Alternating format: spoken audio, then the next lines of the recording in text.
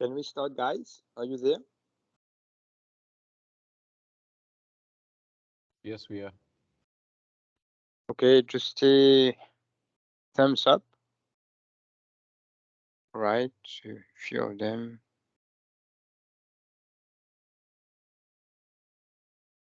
All right.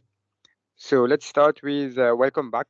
Welcome back. So let's start with module number 3. Okay, here we're going to talk about the Microsoft 365 fundamentals, right? Demonstrate fundamentals and knowledge of M365, security and compliance capabilities. Now, when planning to move to the cloud, one of the most important aspect is the security and compliance part, right? Since the data does not reside in our data center, right?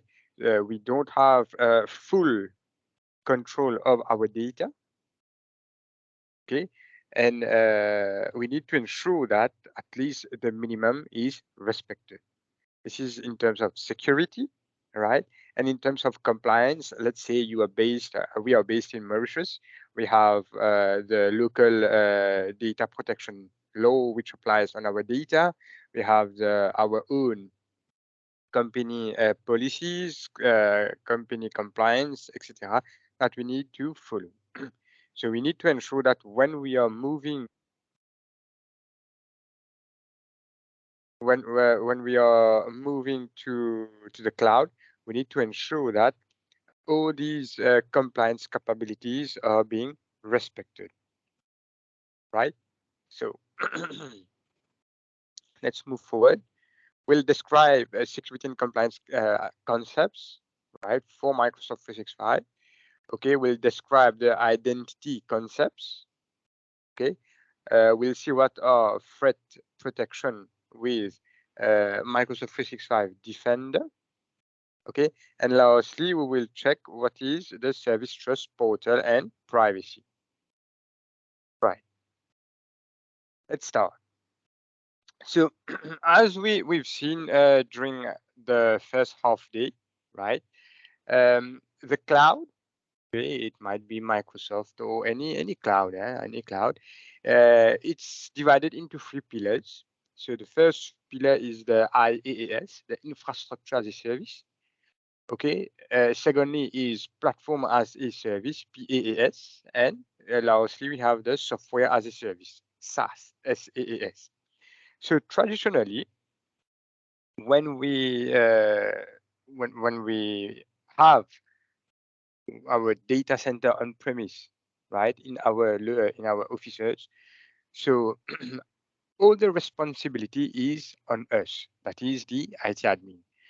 So the responsibility of physical access to that data center, who has access to the data center, physical access to the servers, physical access to the physical equipment, right? Um, so whenever we are talking about on-premises data center, okay, we need to ensure that all, starting with the physical aspect, okay, till the application aspect is protected, right? And it's our job to protect, to have the proper level of protection, right? Now, when we move forward with infrastructure as a service, okay, as these slides are showing, okay, the infrastructure as a service, Microsoft or the cloud provider, in this case, we're talking about Microsoft. So they are the one who needs to ensure that they have security with the physical data center. That is, it's just not everyone can enter the data center, right? Next, physical network. Who has access to that network? Physical host. Physical host, here we mean physical servers, right? Who has access to those servers, right? This part of security, this needs to be handled by the service provider or Microsoft in this case. Again, for platform as a service, okay, here we talk about, for example, my colleague earlier took the example of database as a service or we can say website as a service. Okay, so let's take the example of database as a service. Traditionally, what we will do is we're gonna create in our data center, create a machine. Okay, on this machine, install Windows Update, install the antivirus, install the database services, the database engine, right? And give access to the database administrator. Okay, and then from there, the database administrator will start putting the data inside the database. And us as system admin, we need to ensure we are backing up these databases. Okay, so part of this responsibility when we talk about platform as a service has been shifted to the cloud service provider. In this case, we're talking about Microsoft. If you can see the diagram here, it says PaaS. Okay, all those in gray. Okay, up to the operating system. This is being taken care by Microsoft, right? So what is the level of antivirus they're using? What is the antivirus itself? What is the level of patching? Has the latest patch has been installed, etc. So this has been taken care by Microsoft. When we say we are dealing with platform as a service, we'll just say, okay, Microsoft Azure, give me one database, okay, and then Microsoft will provision one database for you. Now, whatever you put in the database, this is our problem, right? This is our problem. So if ever, and who has access to that database, this is our problem. Okay, we control who has access to that. We control which data we put inside the database. If ever there is data corruption, okay, we cannot tell Microsoft, okay, revert back. We need to take the required tools and services, that is a backup or something like that, to be able to revert back. We cannot say, Microsoft, my database has been hacked, okay, because by default Microsoft blocks all access. Okay, it is us that needs to give access one by one to each and everyone which needs to connect to the database, right? And lastly, software as a service. This is the most interesting part because most of the responsibility has been shifted to the service provider. Okay, we only need to buy to subscribe to our licenses, right? And that's it. We can start using our services. For instance, once we subscribe to Microsoft 365 license, okay, we just need to create one database, one mailbox, right? And then we can start sending and receiving emails. So the version of the Exchange server, that's not our concern. Whether it is being patched or not, whether there is high availability or not, etc. So this is the responsibility of Microsoft. Okay, we also need to understand that when we talk about on-premises environment, we need to ensure that the backup is there, that there is high availability, depending on the criticality of our or on the nature of our business. When we talk about infrastructure as a service, okay, here also some part of high availability Microsoft is giving us. However, the second part of high availability we need to cater. For instance, let's say I have deployed a virtual machine running my core application. It can happen that you install a Windows update inside that virtual machine, and after the installation of Windows update, the machine does not boot. Okay, so this is our responsibility. Okay, so Microsoft cannot say we cannot ask Microsoft to revert back.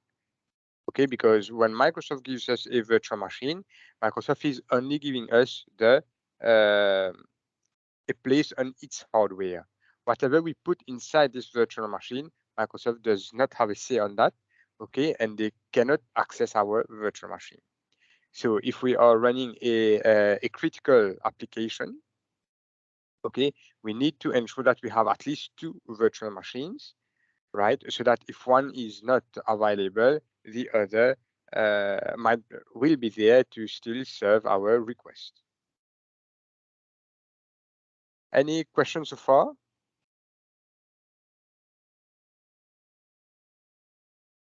All right. When we talk about platform as a service, again, here Microsoft says, okay, I'm giving you a certain level of high availability and software as a service as well.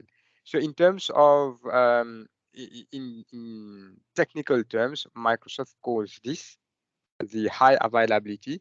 They measure it in a term they call the SLA, right? The service level agreement. Okay, this can be found on Microsoft website. Each service has their own SLAs. For example, the SLA for software as a service will be 99.9999%, compared to infrastructure as a service will be 99.9%, something like that. So we need to know which service we are subscribing to and what are the implications. Now, when we talk about the Microsoft Cloud, okay, we need, as I mentioned a bit earlier, we need to ensure that our data is being kept in a secure place, in a securely manner. So what happened is that we'll take the example of Microsoft 365 here. Whatever data we put in Microsoft 365, for example, we are moving our mailbox there, we are uploading documents to SharePoint Online or to OneDrive or to Teams, right? The disk, that is the physical disk that is holding our data, or yeah, and that is holding our data, these physical disks, they are by default encrypted at Microsoft level. Okay, they are encrypted, and the encryption is done by Microsoft. So if someone accidentally has access to one of the Microsoft data center and they steal a few physical disks, when they will go to their place and start to get access to it, they won't have access to it, right? So this is the first thing. Now, how secure is the data center? So I can assure you that it's not like we just make a request to Microsoft and then we get access to the data center. No, it's not like that. It's a very, very, very long process to be able to visit a data center. Right? I don't know if you have been able to visit the data center of Johannesburg, but it is a long process. Anyone visited?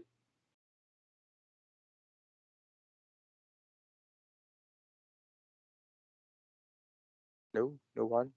Oh, you have visited. How was the experience? In one word, impressive. Yeah, yeah, it's impressive. It is impressive. It is impressive. Right. And how did you get access? Was it a long procedure? And can you share a bit of the experience? No, I used to work for Liquid, Okay. and that is how we were given access to the data center. We were taken on a tour and we were shown around, but that was obviously high security was involved. Oh, yeah, exactly. As I was saying, that it's not like we want to contact Microsoft today and we get access. No, it's a very long procedure. Right. So this is the second layer of defense. They call it like this, right? The physical, I mean the technical word. Next, yeah. So next we talk about confidentiality. Okay, confidentiality. It means that we are ensuring, Microsoft is ensuring the confidentiality of sensitive data, right? Because there are a lot of people working at Microsoft. Okay, I can be a financial institute, a banking institute, right, and uploading my data to the to Microsoft Cloud. Okay, so there are a lot of people working at Microsoft. They must not have access to our data. So this also is being taken care by Microsoft. Only limited number of people can get access to our data. Okay. Next, integrity. It means that Microsoft ensures that there are no corruption of data. Okay, they ensure that the data they are keeping is in a correct manner, is not corrupted. Yeah. And lastly, Microsoft says, okay, if you're subscribing to my services, I am ensuring that there is a level of high availability, right? So the availability will depends on the service that you are subscribing. For example, if you're subscribing to Microsoft 365, okay, you will have a lot of services. So each service has their own SLA. Let me share a link with you in the chat. So Exchange Online will have their own SLAs, SharePoint Online their own SLAs, etc., etc. Just hold on 1 second. I'll share that with you.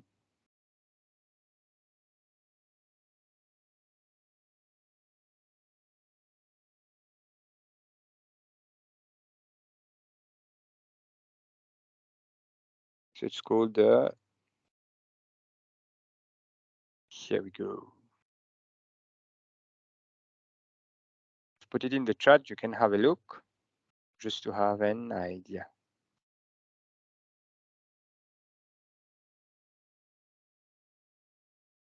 Yes. And also, very important again, Microsoft has different data centers around the globe, right? So let me show you one thing.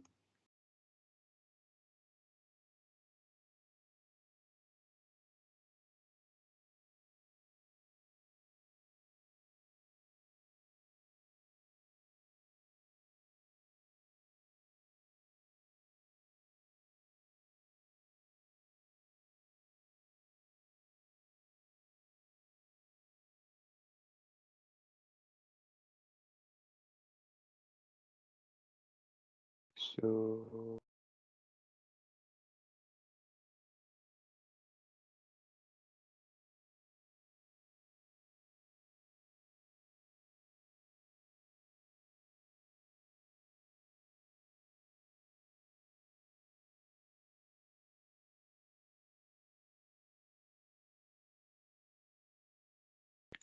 okay, I don't know if you can, hope you can see my screen.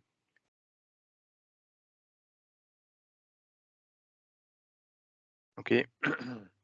So this is, we have much more data centers. I'm not having like a really nice picture of it. Really, this is the one. Right. So this is the globe, right? And we have different data centers around the globe. Okay, so this is the Azure, the Microsoft data center. Very important to understand is that when we are talking about Microsoft Azure, okay, Microsoft gives us the right to choose where to put our data. Okay, for instance, I want to have a virtual machine running in Azure, okay, in the Microsoft Cloud, so I can choose the location. But when we talk about Microsoft 365, for instance, SharePoint Online, Exchange Online, Teams, etc. So what happened is that Microsoft has divided the world into 3 parts, right? Into 3 parts based on our geographic location. So our look, if we are based, for example, I'm based in Mauritius, and so the East, Middle East, Africa, including Mauritius again. Uh, when we create our Office 365 subscription, Microsoft automatically detects our location, okay, based on the information that we gave them, and then what will happen? They will choose where to host our data. So our data, for instance, in Mauritius, our data is hosted in Dublin, Ireland. Okay, so now when my data is going to Dublin, Ireland, there is of course, there is the local law of the data protection law of Ireland, which will apply on my data as well, because my data has been moved there. Okay, so Microsoft is still doing like a massive job trying to work with different countries, okay, to uniformize all the let's say data protection acts. Okay, now we talk about GDPR. This is why GDPR has been invented, by the way. So Microsoft is working with all the different countries around the globe where they have a data center to ensure that any country, right, anywhere around the globe can use their data center and will still be compliant to their local law, right? So when we talk about the compliance here, okay, the confidentiality, we need to bear in mind that Microsoft also is doing a very huge job in this, and sometimes this is why we cannot, for example, in Mauritius, we cannot put our data in the US because it might be that the US local law and the Mauritian local law does not match, right? So that this is why Microsoft says, okay, you are in the you have been selected to be in this data center. Next, we talk about the zero trust model. All right. So previously or traditionally, yeah. Any question? Yeah, so just on the previous slide about the local laws, um, there's the issue. Obviously, we've had a lot of, well, not a lot, but we've had some customers that have requested to say they would like to host the data, especially the government institutions where they're not allowed to, obviously, as you said, host the data outside the country. Yeah.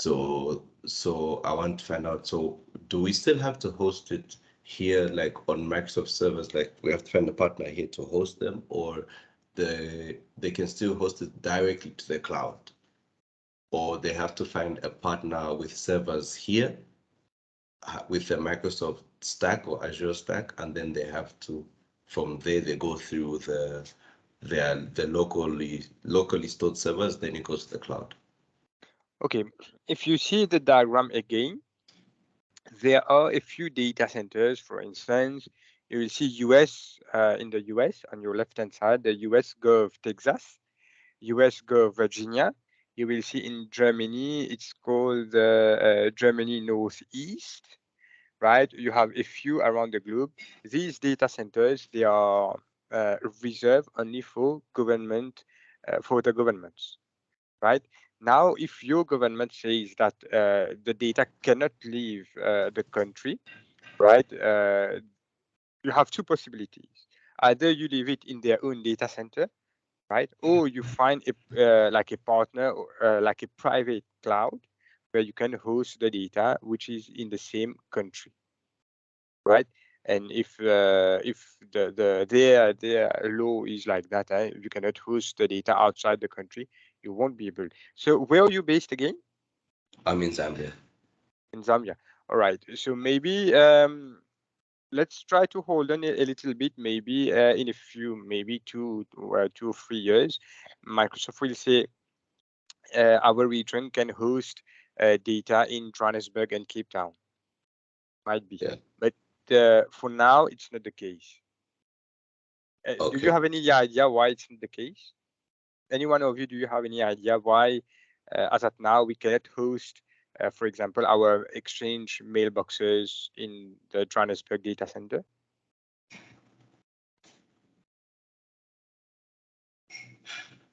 Yeah, go on. I see a Is hand. is that relating to the information from Zambia you're talking about?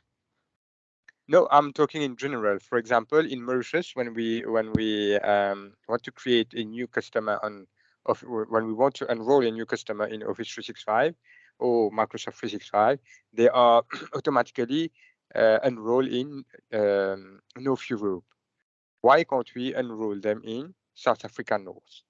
For example, for instance, here it is Johannesburg, because Johannesburg is near to us. And do you know any specific reason why we can't do that?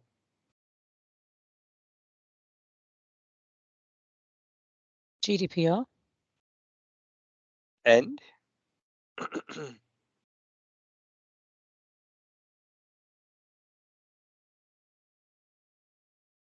okay, what happened is that, let's say, let me explain some additional few more things, right? So when I say that the EMEA is Middle East Africa, when we subscribe to Microsoft 365, our data is hosted in Dublin, Ireland, right? And then what happened is that the data center itself, right? There is a copy of our data in Amsterdam, right? So the in the West Europe. So the data center itself is highly available. If ever tomorrow there is a natural calamity, a natural disaster in North Europe, okay, automatically Microsoft will say, okay, there is a natural calamity. I have the right, I have the capability of shifting, okay, all connections to the West Europe data center because I also have a copy of their data there, right? So this kind of high availability, it is you get it only in North Europe, you get it in the US, and you get it in Asia. So these three regions are eligible to host Microsoft 365 data. Because when we are hosting Microsoft 365 data, for example, a mailbox in Exchange Online, Microsoft is guaranteeing us that our mailbox won't be lost. First thing, high availability. Second thing, right? So we cannot go to a data center, right, which is not highly available, the data center itself, okay, or the region where our data is. Microsoft cannot accept this fact because if ever there is a natural calamity, okay, customers needs to still have access to their data. So why now we cannot host our data in South Africa? No, I'm talking about Microsoft 365 data.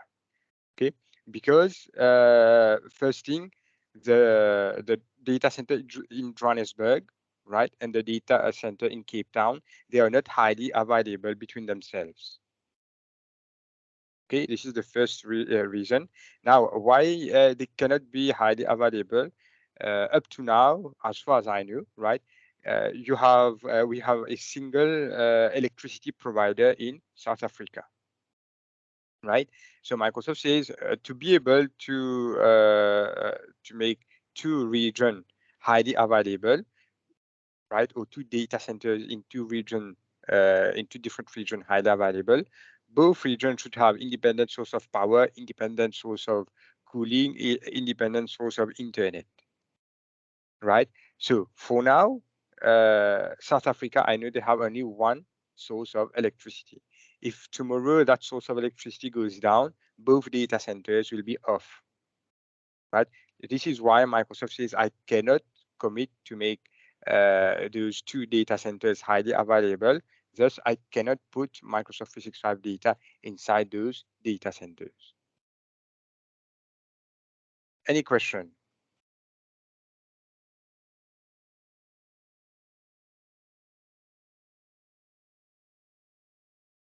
Giliana, I see your hand raised. Any question?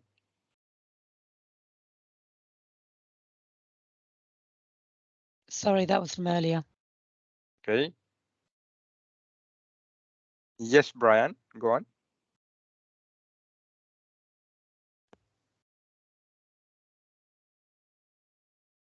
Can you hear me, Brian?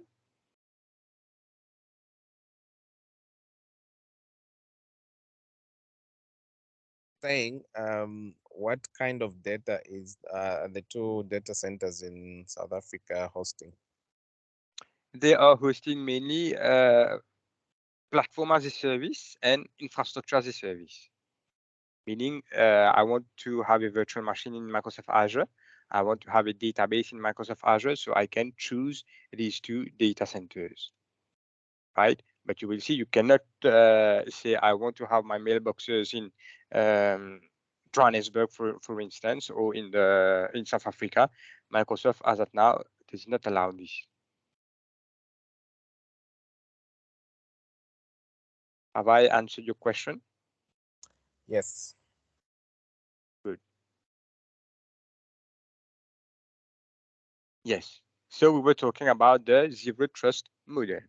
So traditionally, okay, in our data center, what we used to do, we used to say, okay, I need to have one or two, a few firewalls, right? And then I will secure all the internal communication with the external communication, right?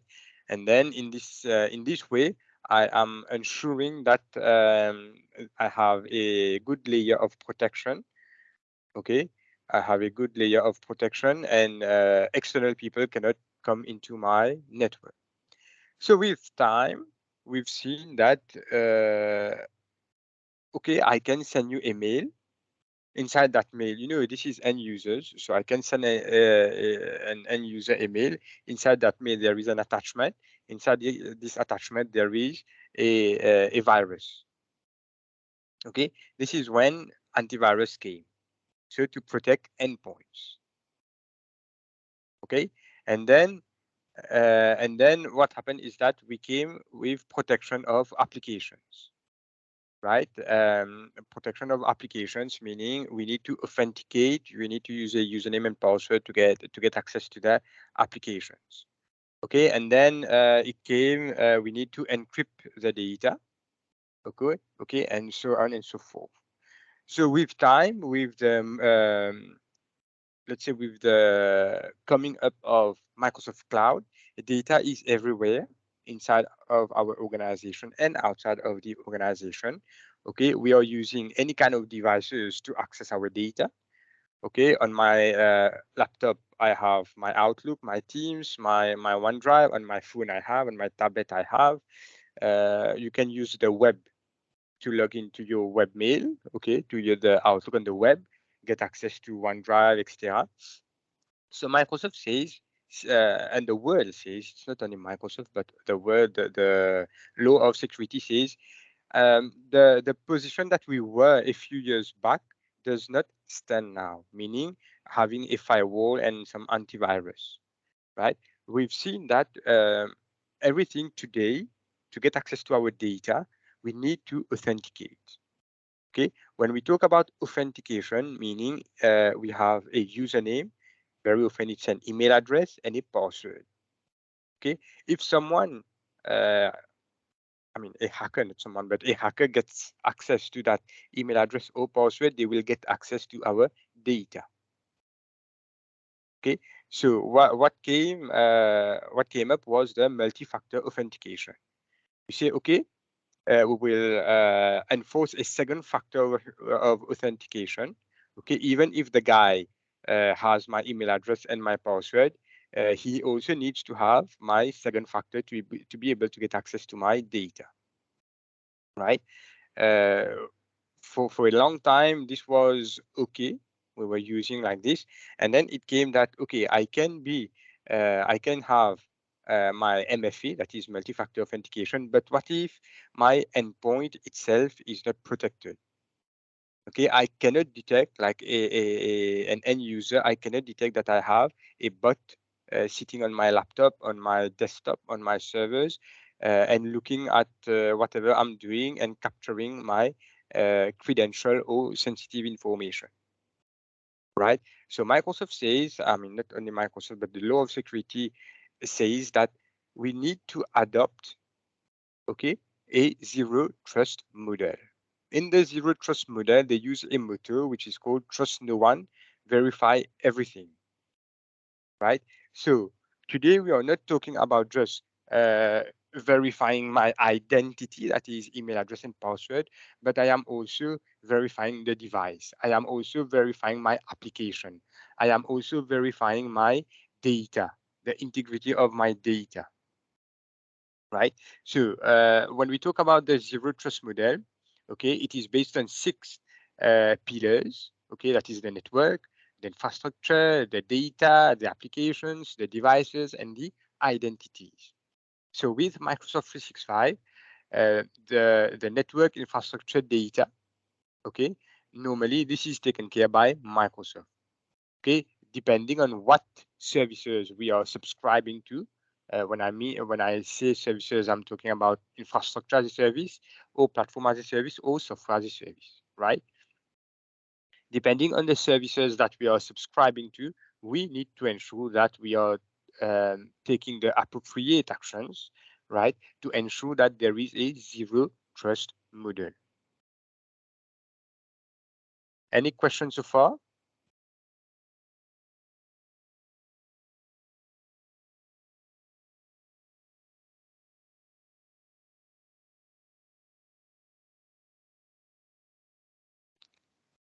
Okay. I So wanted to ask one. Can I yes, ask a question? of Okay, course. so you explained about SA Johannesburg and Cape Town not having a single source of power. Why can't Microsoft invest in independent power generation at a single data center that is Joburg and Cape Town, so that if the main one goes off, both data centers will still be up and running? Okay. Normally, what happens is that Microsoft says, okay, I can find alternative sources of power. Okay, but for example, let's take an example. They need, let's say Microsoft says, I will buy some generators. Okay, normally Microsoft, when you buy a generator, okay, you need to cater for the servicing, for the fuel that it will take, and it needs to be a huge or some huge generators to be able to power this plant, right? So instead of going into this level of complexity, Microsoft says, okay, we will try to have a chat with the government and see if we can see how to implement a second source of power.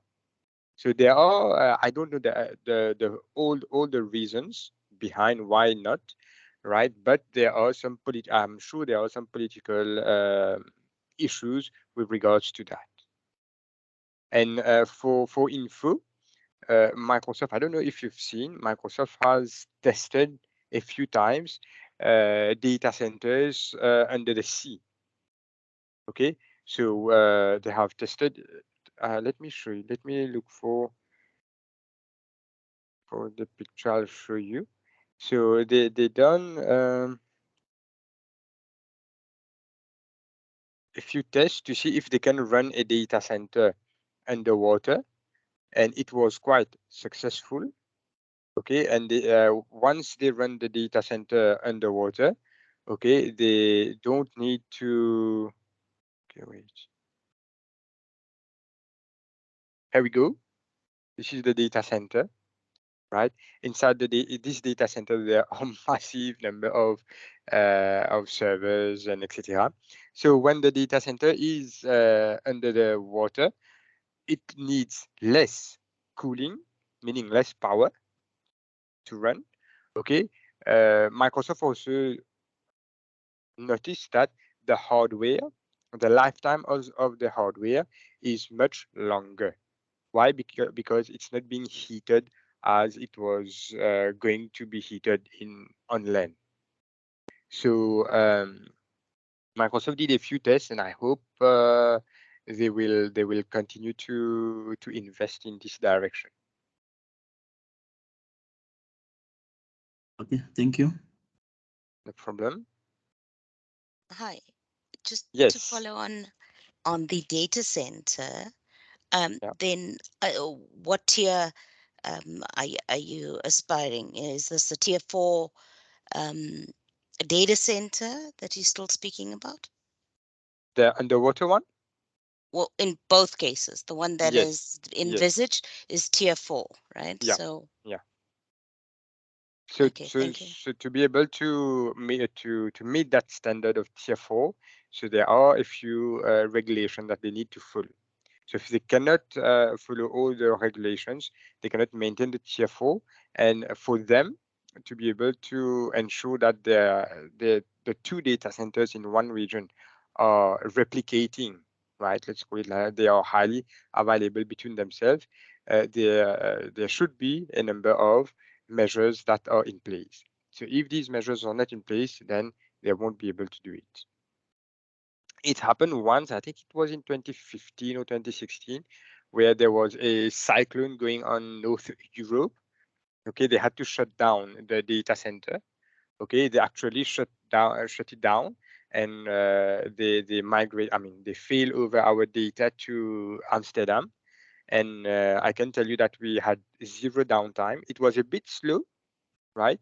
It was a bit slow, but there was no downtime or disconnection or anything. So it means it works. Right. Let's talk a bit about the encryption and hashing. Okay, when we talk about encryption and hashing, it means that we are encrypting the data so that unauthorized access people or bots or system cannot read them. By default, once we put our data in Microsoft 365, they are encrypted. Okay, so there is a term that they use. It is called data at rest is encrypted. Okay, and now depending on whatever we are using, normally data also in transit, meaning I am sending you a mail. If you are on Microsoft 365 and I am on Microsoft 365, okay, I'm sending you a mail, meaning I am sending you data. Data is in transit because we are both Microsoft 365 users. Okay, data in transit is also encrypted, right? They are encrypted by using the TLS 1.2, which is now being enforced by Microsoft. Right now, when we talk about the encryption, there are two types of encryption: the symmetric, right, and the asymmetric, right? When we talk about the asymmetric data, the encryption, it means that there are two keys, right? A set of keys. This set of keys comprises of a public key and a private key. For example, when I am sending some data, it has been encrypted by a public key. Okay, when you will receive it, you will be able to open it only using your private key, right? When we talk about the symmetric encryption, okay, both the one who is sending and the one who is receiving the data is using the same key. It is a shared key. I'll give you one example. Okay, let's say for the symmetric encryption. Okay, normally how it works, I need to have a certificate on my PC, for example. With this certificate, I will sign my document, digitally sign my document. All right. So when I'm sending this document to you, you also need to have the same certificate. Else, it won't be readable to you, won't be able to open it. Right? This is when I am sharing the key. Now, when we are not sharing the key, okay, I will have to create a key from a public authority, for instance, Global Sign or DigiCert. Okay, and then on our PC, there will be some client certificate. When I will send this mail to you, you need to have you need to get access to the internet to have access to that public key of DigiCert.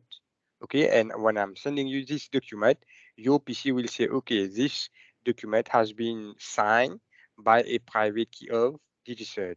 Now I need to go and check the public key of DigiCert to be able to open that document, to be able to unsign that document. Any questions so far?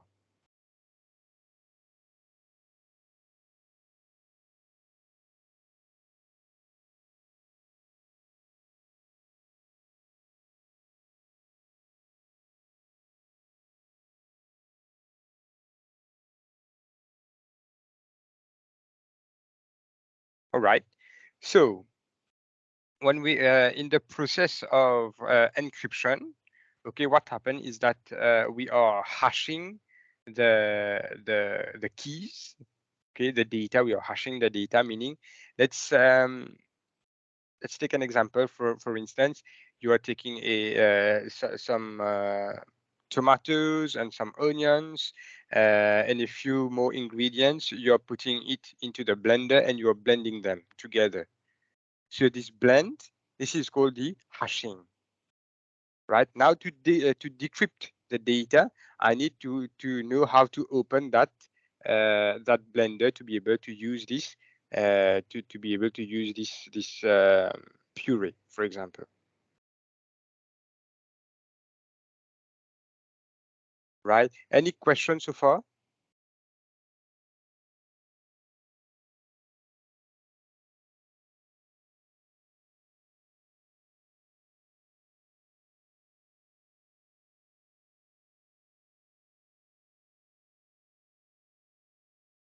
Right.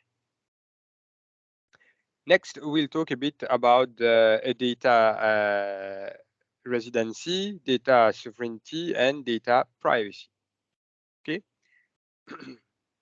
When it comes to data residency, okay, so when it comes to compliance, data residency regulation govern the physical location where the data is hosted, processed, and can be accessed internationally. Okay, what happened is that, as I said a bit earlier, whenever we are putting our data to Microsoft, uploading our data to Microsoft data center, okay, our data physically resides in, for instance, for Mauritius, our data resides in Dublin, Ireland. Okay, so we need to know how Microsoft is processing the data, who can access the data, who can transfer the data, right? And also, of course, there should be some laws that governs this physical location. Okay, now I have one question for you.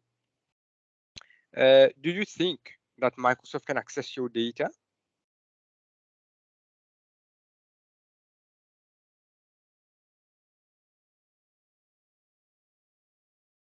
No? Yes? No, No? Why you say no? unless your data is hosted in America or in Germany. And why is that? If my data is hosted there, then Microsoft can access it. The US government is allowed to access anything, and therefore they're allowed to get they'll have to ask Microsoft to get access to it. Okay. Normally, this is what happened. Let's say by default, no one can get access to our data. Okay. Now, since the data is governed by the country where my data is residing, okay, if Microsoft detects, right, we are dealing some illegal some illegal stuff, for instance, drugs, illegal arms dealing, terrorism, etc. So Microsoft can contact you and ask you that they need to do a check on your environment, right? And they cannot just enter your data and see. Okay, they need to have a court order from where the data is residing, right? And then from there, they will issue you a court order. You will have to assist them to check your data. It's the only way that Microsoft can access your data. Yes, they can access, but they need to have legal on a legal term. They can access it. Yeah. So this is the only way they can access it, right? Any question?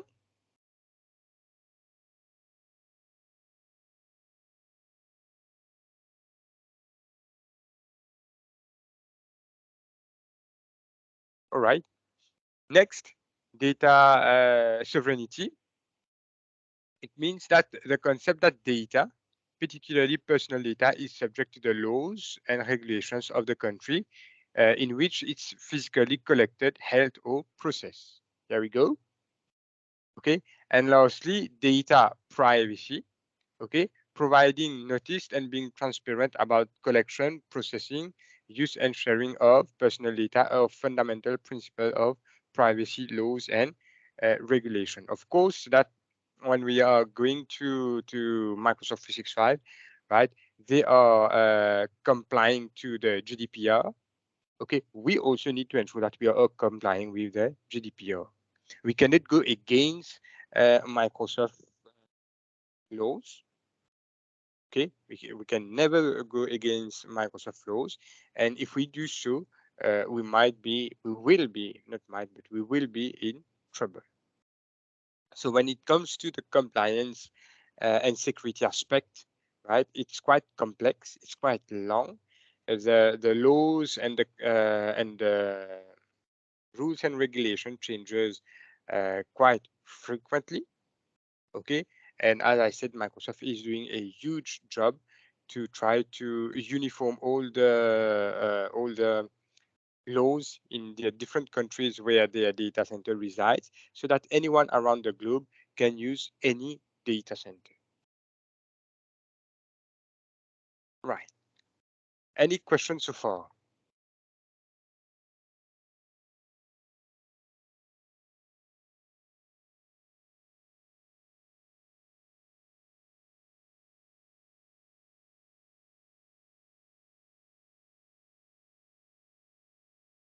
Okay, next we'll describe identity concepts.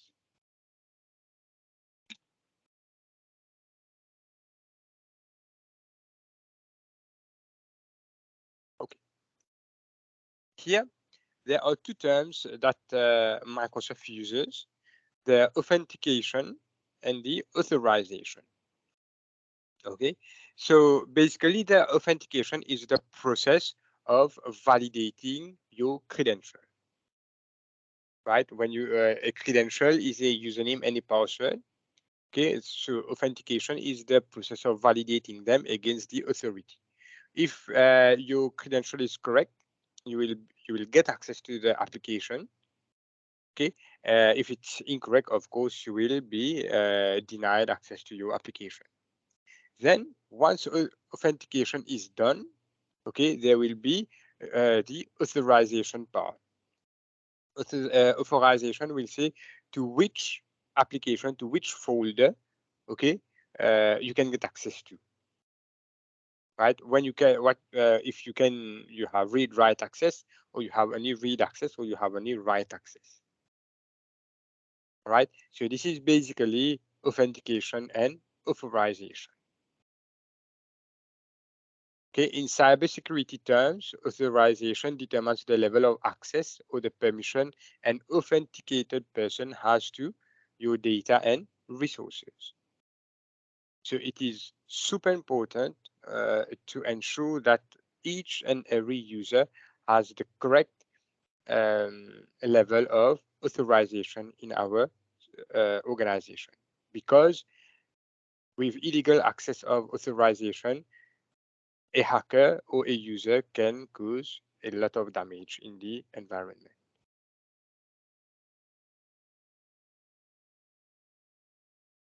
So here Microsoft says will define identity as the primary security perimeter. Okay, Microsoft says with the cloud, okay, the most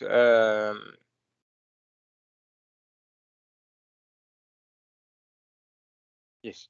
So Microsoft says with the cloud, okay, the most important aspect is to have a good security for my identities. Okay, because the identities are very vulnerable. So we need to ensure that we have a good level of security. Okay, so we will have, normally in Microsoft 365, we have the admin portal where we can create the identities. Okay, so we will create the email address and the password. Okay, we'll set of course, a password with them, with the identity. We will tell whether this identity is an administrator, okay, has which kind of rights, right, and where it has the right to. Does this identity has the right to go to SharePoint Online, or any Exchange Online, or Teams, and so on and so forth. And lastly, we need to ensure that auditing is there, meaning any change that or any file that this user is accessing will be audited and kept in the logs. Okay, the audit logs, by default, the audit logs in Microsoft 365, they are kept for 90 days, 90 days. So after 90 days, the logs will be overwritten. So these are the four pillars that we need to ensure is in place for any identity. And most importantly, for the administrator identities.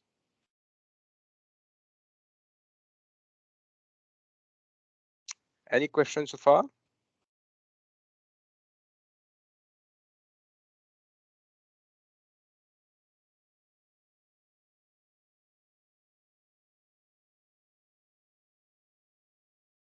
Okay. Next, we'll describe the role of the identity provider. Okay, so an identity provider, for instance, on our on-premises, we have the on-premises Active Directory, or we can have in Microsoft 365 we have the Azure Id. Have you heard about the Azure Id?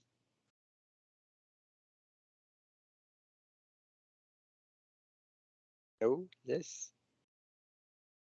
Yes. All right. So basically, the identity provider, right, is the platform from which we are creating these identities.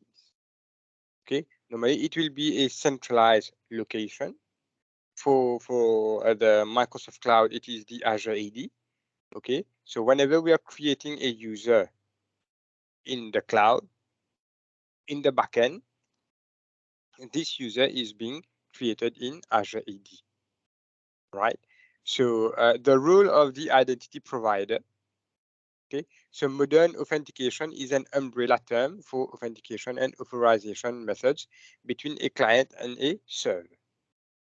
Okay, so good to know is that with Microsoft 365, okay, modern authentication has been enforced. The modern authentication, it helps us to be much more secure, okay, and it also gives us the possibility of enabling MFA, multi-factor authentication. You will see in a very traditional environment, okay, with an on-premise traditional environment, when you have only one AD, okay, without any third-party tools, it is nearly impossible to configure the MFA, right? So MFA has been made possible with modern authentication of Microsoft. With modern authentication, all services, including all authentication services, are supplied by a central identity provider. Okay, and with a central identity provider, organizations can establish authentication and authorization policies, monitor user behavior, identify suspicious activities, and reduce malicious attacks. Normally with Azure AD, okay, you have a section which is called the logs, the sign-in logs. Okay, normally the administrator needs to visit the sign-in logs very frequently to ensure that users are being logged from a known location, not from a known location. For example, if I am physically based in Mauritius, okay, today I cannot log in from Mauritius. I'm logging, meaning authenticate to Azure AD from Mauritius. And today also I'm logging in from, I don't know, America. This is impossible. So when an administrator sees that, the administrator must know that my account has been compromised, okay, and necessary actions needs to be taken. Any questions so far?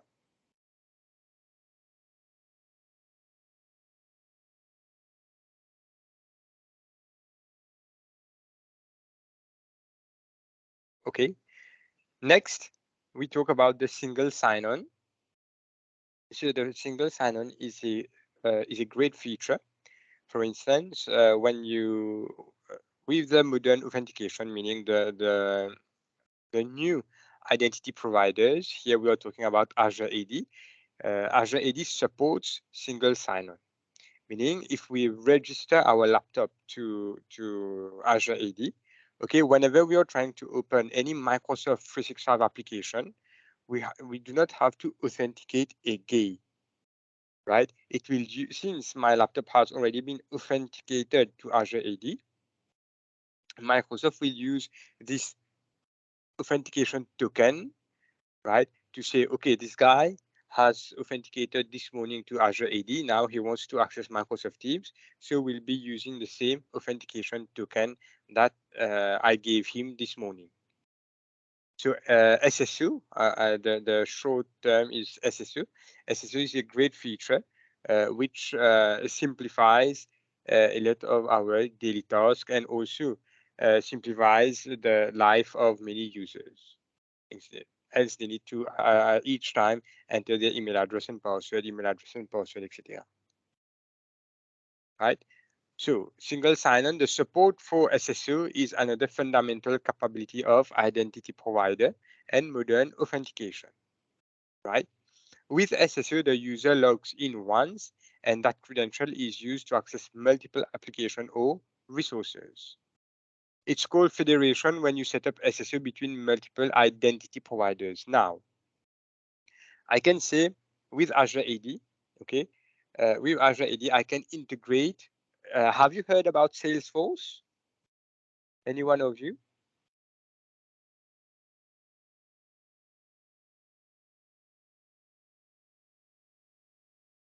Yes, I can see one hand which is raised.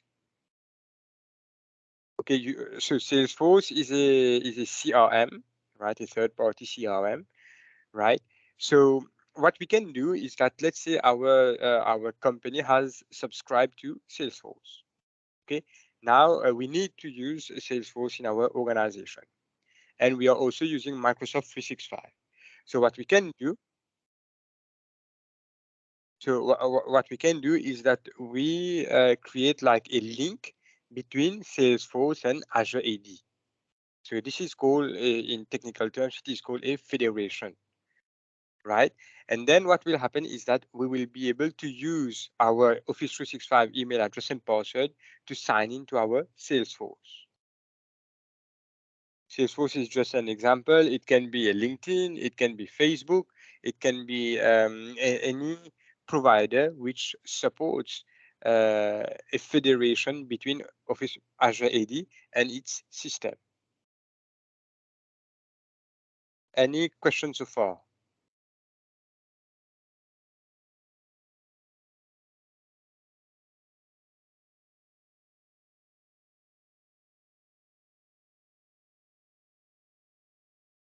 All right. Okay. So here we're going to describe the concept of directory services and Active Directory.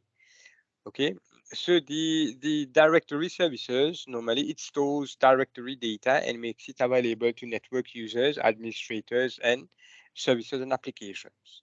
Okay, normally, traditionally, we have the AD, which is which we install normally on our on-premises environment.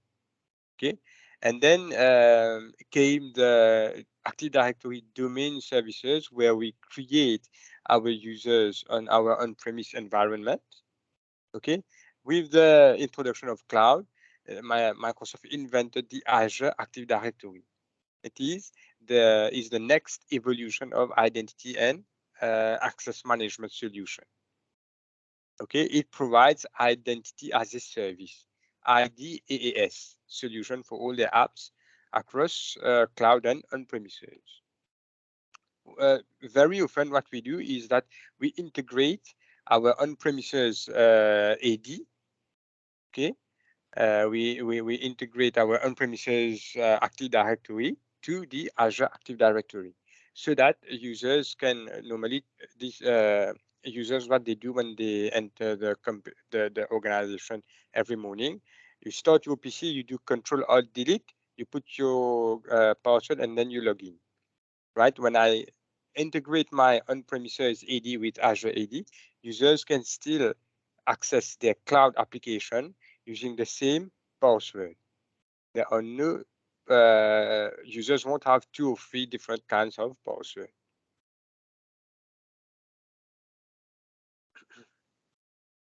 Questions so far?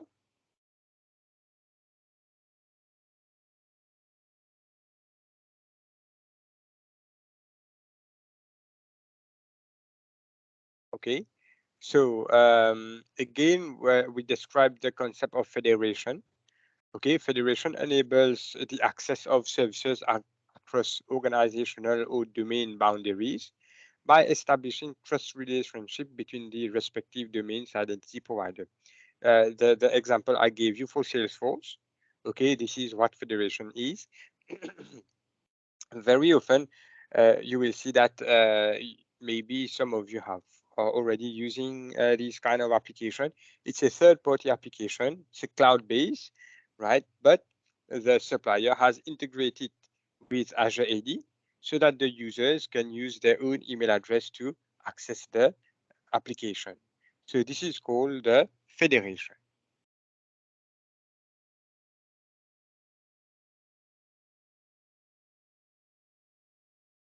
Right.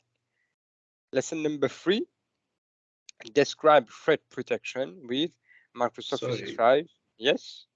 Sorry to take you back a little.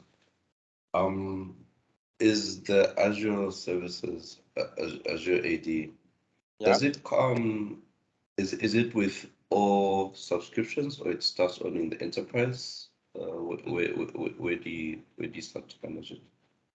Okay, when you subscribe, so let's say today we say that we have decided, okay, with the management that we are going to Office 365 or Microsoft 365, right? So the first thing that we are going to do is we're gonna contact a partner normally, right? We contact a partner and tell them, I want to go to the cloud.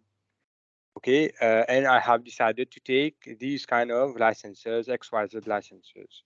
So what they will do, they will create a name, they will create a tenant for you, right?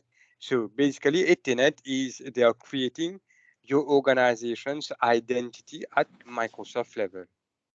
You're declaring your organization's identity at Microsoft level. Okay, your tenant name normally will be your company name dot, it's standard for everyone. It's, for example, for FRCI, it's FRCI dot on Microsoft.com. If my company is XYZ, I will call it XYZ dot on Microsoft.com. The on Microsoft.com is mandatory. Okay, and then which comes before that is we decide. Now this tenant name, it cannot be changed. Once we create it, right, it will stay like this forever. Okay, so the renaming of tenant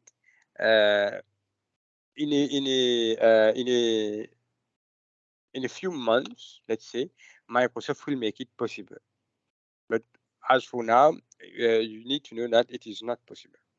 Once you create your tenant, okay, automatically we are eligible. We get a free version of Azure AD.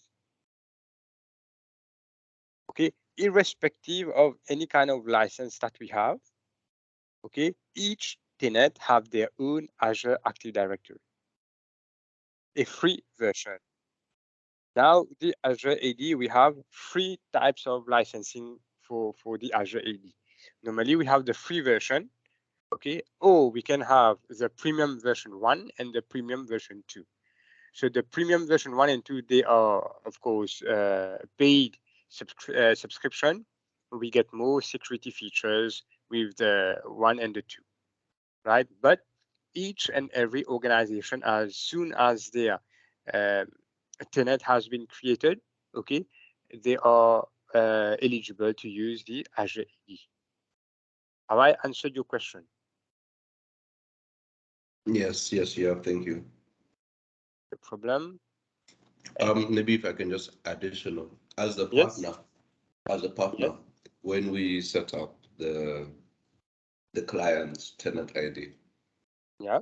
do we then have access to manage the AD, or because some customers don't have an IT, so maybe they'd want us to also like manage the passwords, maybe add users and the like?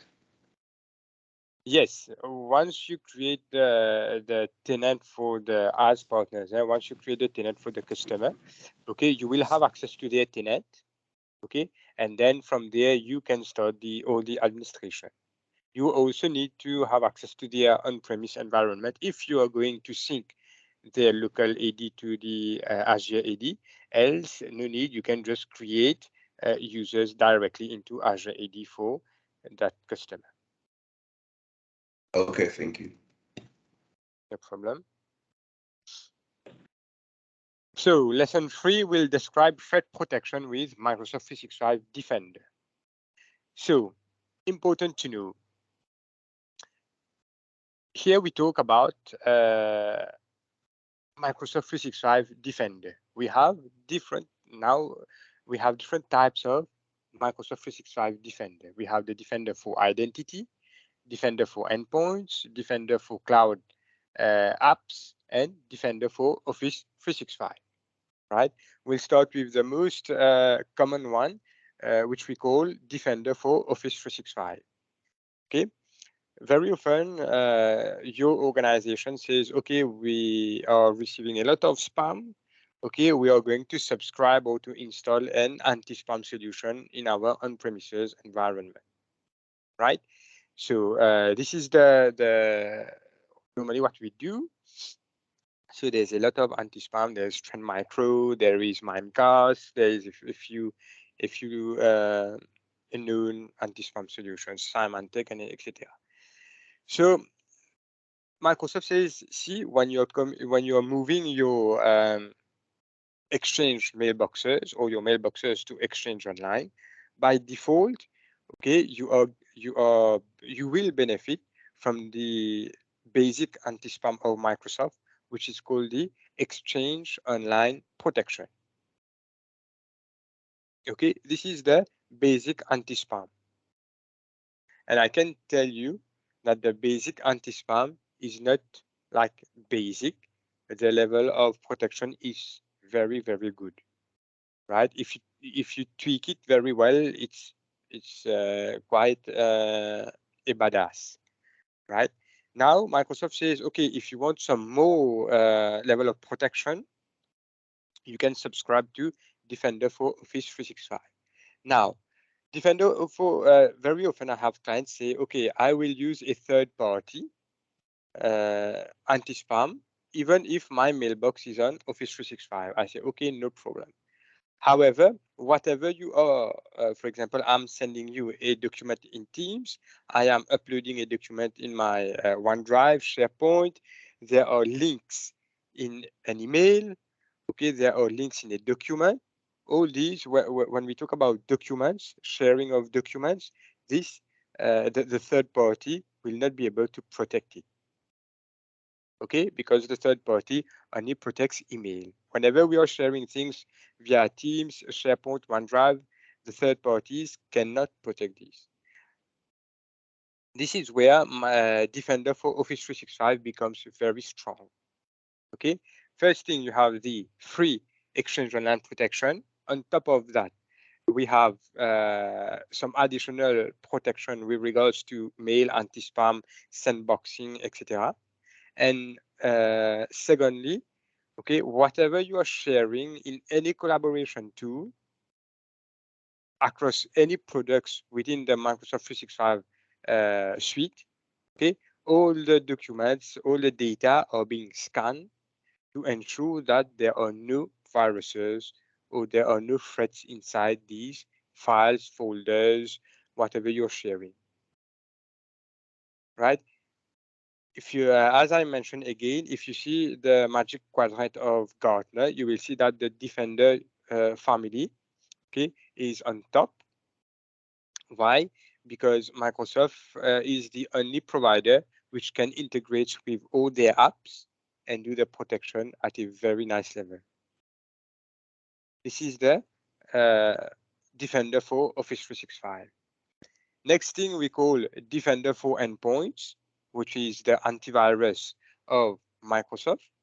Okay, so we can subscribe again instead of using Surface. Someone earlier took the example of Surface.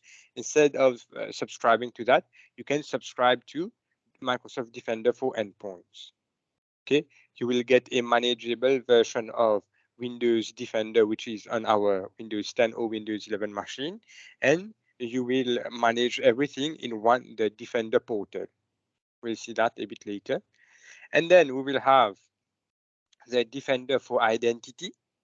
Okay, the Defender for Identity is where you have all sorts of security features available for protecting our identities. Identities, again, it is email address and password. Okay, and lastly, we have the Microsoft Defender for Cloud Apps. It is where we are going to get a lot of features, a lot of security features for our cloud applications. Right? So the Defender family is an add-on, right? For example, if I have Business Standard or Business Basic, I won't have any of these Microsoft Defender.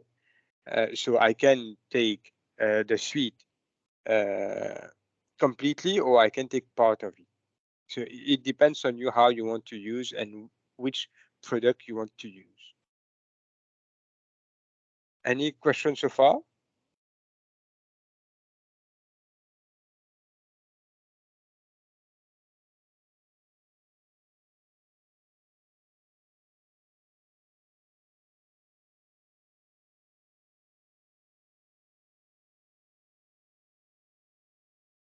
No questions? Is this Or is this yeah? is this it also comes packaged with whichever Microsoft subscription you get? I did not get your question. Can you please repeat? The Microsoft 365 Defender. Is this a paid separate service, or it comes together with the Office 365? No, it's a different service that we need to subscribe to. So for Okay. example, if you have business standard, you won't have any of them. You will have to subscribe to them individually, or you can take it as a whole package. Okay, thanks. I've got another question. Yes, of course. This is Sam here. My question is with regards to, I've looked at Defender for Endpoints, and one of the challenges I have is distributing or launching the agent on all of the end users. And the challenge is that I don't have a simple mechanism to deploy. Is there any way, do you have any suggestions on how I can deploy the agent to all of the users? I've got about 150 users in this organization, and they're not based in an office. They're the quintessential remote working model, so they're all over. They're all over geographically, and I don't have a platform where they all sit on that I can, for instance, use as a channel to distribute the endpoint. So I'm sitting with, I have a desire to purchase Defender Endpoint in order to centrally manage all of these devices from a security perspective, policy management, and so forth. But I can't do so because I can't confidently make the purchase decision without a deployment model that will allow me to deploy to all 150 plus users. Do you have any suggestions how I could do that? Yes. Which plans does the users have?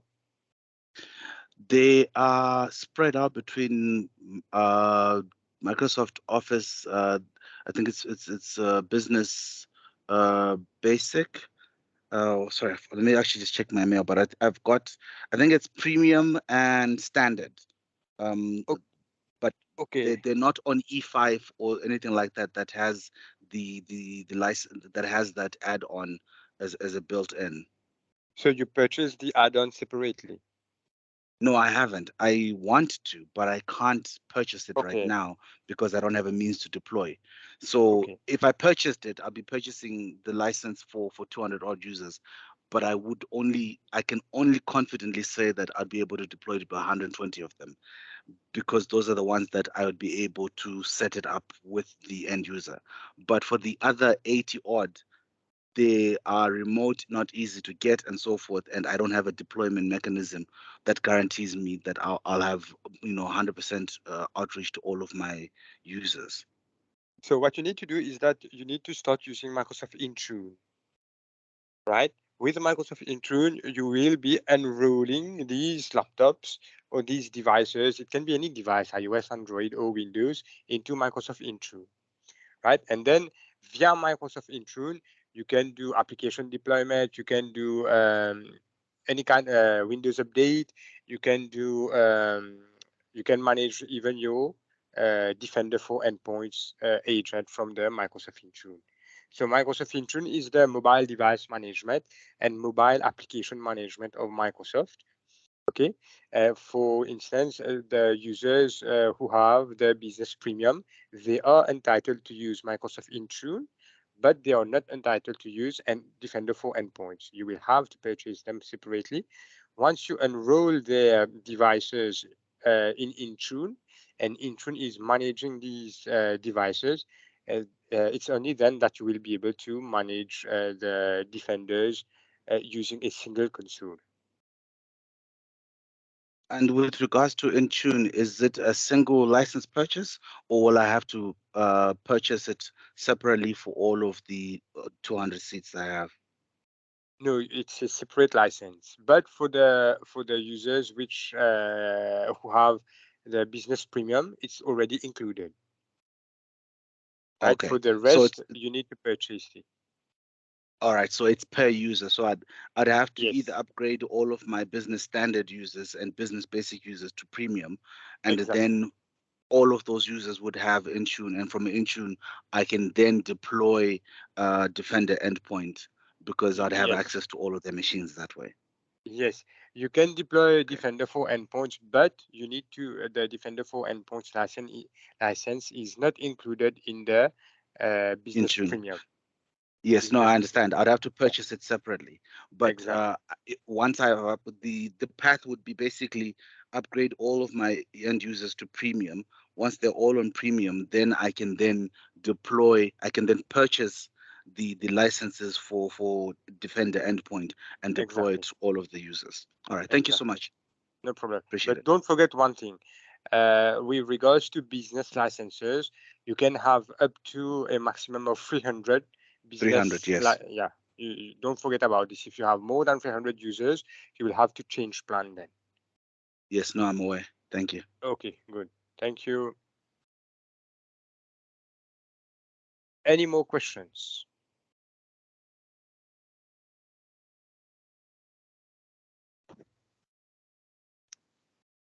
Okay, so let's see for the Defender for Endpoint, Defender for Office 365. Here we have two plans again. We have the plan 1 and we have the plan 2. Okay, so the Defender for Office 365 is the anti-spam, anti-malware, etc. So basically, with the plan 1, we get safe links, safe attachment for SharePoint, OneDrive, and Teams, anti-phishing and protection and real-time detection. So with safe links and attachment, before you, for example, the safe attachment, whenever I am sending you a mail, okay, Microsoft, the Microsoft Defender will take this attachment, will open it in a separate environment. If in this attachment there are some files, there are some links, they will click on all the links to ensure that everything is secure. Okay? There are um, no viruses, no viruses in those attachments, and then the attachment will be sent to you. Right. Next thing, safe links. When I send you a mail, right, inside that mail or any document, okay, inside the mail or the documents, there is a link. For example, www.google.com, right? Whenever I will click on that link, normally it opens in my browser, right? whenever it's going to open in the browser, okay, what Microsoft will do, Microsoft will check that link on which I've clicked, right, to ensure that when I'm clicking on www.google.com, it's really going to www.google.com. It's not going to www.amazon.com, right? So this is the safe link. So every attachment, every links, they are checked and checked and checked again before they are before you can open it, before you can get access to it, right? Next thing, safe attachment again in SharePoint Online, OneDrive, and Microsoft Teams. Whenever I am sharing something with you on on OneDrive, okay, before you open it, Microsoft, since I am eligible for the Microsoft Defender Office 365 Plan 1, I will benefit from this protection where it will scan in the background, it will scan whatever there is in this folder before I can get access to it. Right? This happens for Teams, OneDrive, and SharePoint.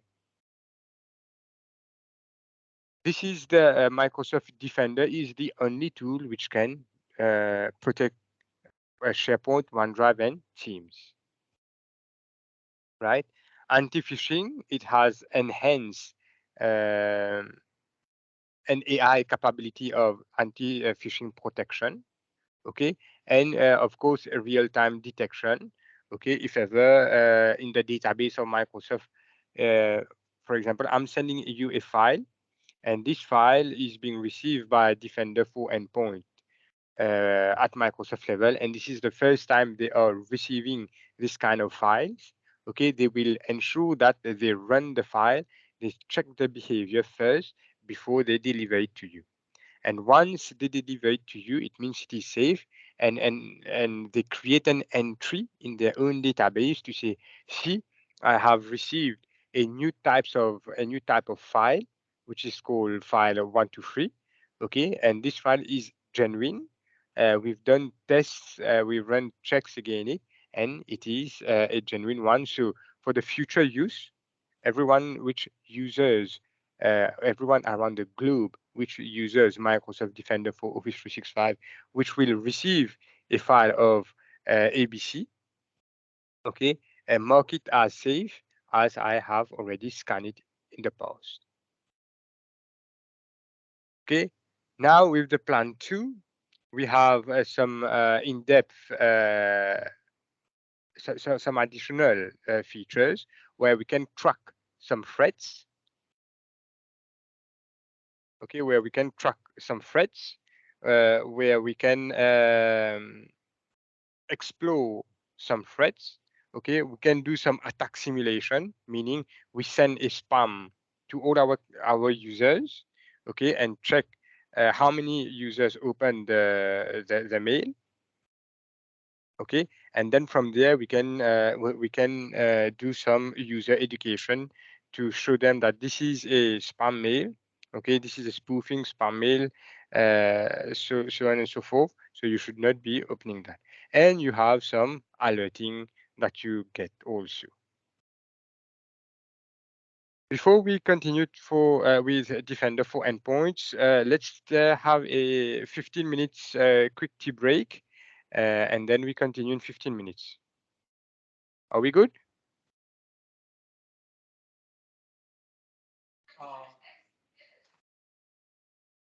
All right, see you.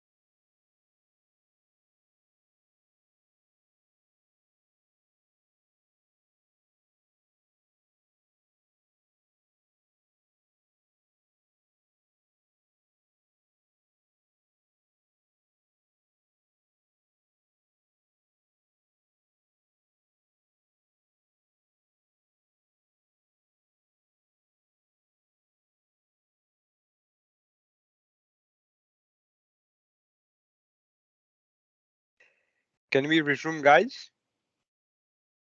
You back?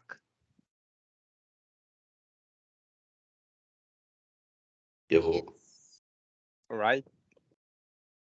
Okay, so we stopped with Microsoft 365 Defender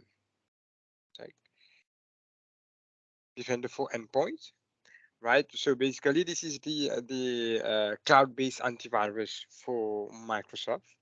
Okay, so Microsoft describe it as the next generation protection. Okay, so it uses the agent already present on our laptop. Okay, the Defender for endpoint is a license as an add-on. I would say as an add-on. All right, it's not. If I'm not mistaken, it's only in E5 for now, right? It's not in other any packages, right? So it's the antivirus. You can use it for threat and vulnerability management, attack surface reduction, okay, endpoint detection and response, automated investigation and remediation, and Microsoft Threat Expert. Okay, so of course you have a centralized configuration dashboard, okay, where you can do your all the administration. Okay, you can also integrate it with some APIs. Okay, those APIs will give you, for example, how it called the SIEM, the SIEM solution. You can integrate it with a SIEM solution. You can integrate it with some reporting solution, for instance, Power BI, or any kind of reporting services that you want, which will give you like a nice dashboard, how many PCs are patched or managed by the Defender for endpoints, so on and so forth.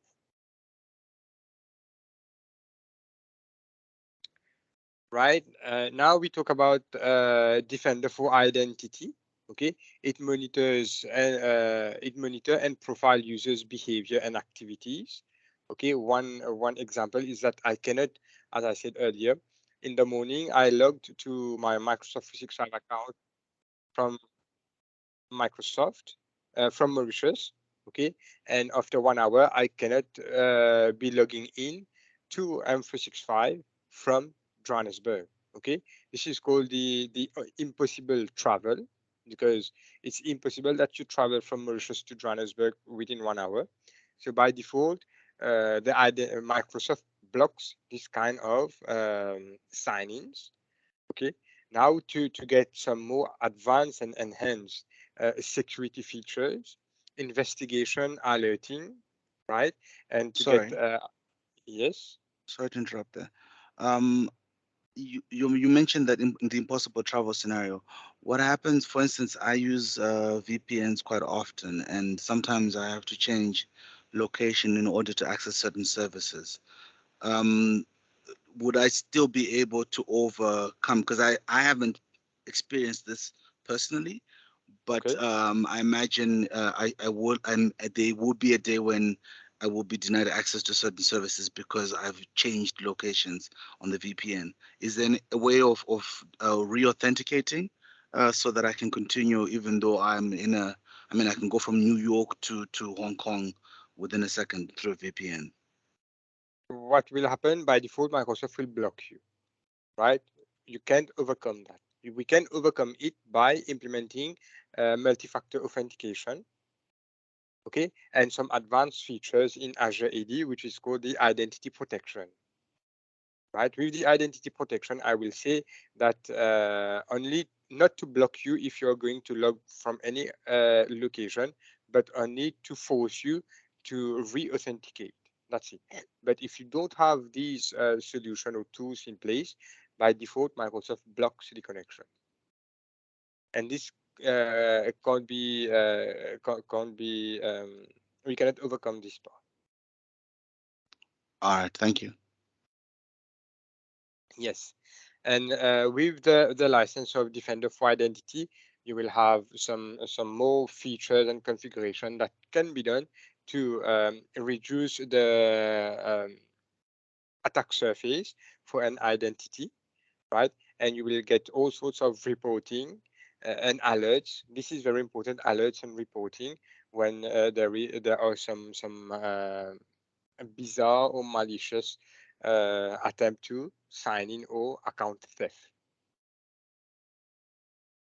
So all the defenders licenses, as I said, as I mentioned earlier, they are separate. Okay, they are not included in the basic packages. Okay, some of them are included in the enterprise licenses or the business premium, but most of them are individual packages or add-ons.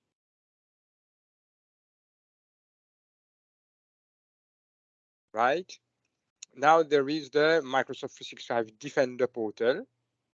Okay, this is where we go. I mean, this is the Defender portal. This is where we go to manage Defender for Office 365, Defender for Identity, Defender for Endpoints, some reporting, some investigation, some reviews. You will also have access to the secure score. So the secure score is basically Microsoft keeps on validating the level of security of your users, of your devices, of your tenant, of the settings that you have set on your tenant, right? With the recommended one, with the baseline. And then it will rate your tenant. For example, in this in the slide, it says the secure score is 16.75% on 100%, right? Meaning that you have a very poor level of security in your tenant. So these the secure score will give you a lot of improvement actions. By implementing these improvement actions, you are increasing your secure score, meaning you are also increasing the level of security. So a few capabilities accessible from the left navigation bar in the 365 Defender portal is the incident and alerts, hunting, right? Some threat analysis, the secure score, the learning hub, reports, and if ever you need to have some specific permission or rules. Permissions or rules, for example, if you need to give someone access to a specific portal, to some specific document or some specific task, right? They need to have some specific permissions or rule. Okay, so we go in the permissions and rule to assign these users or this user the appropriate permission and rule. Any question?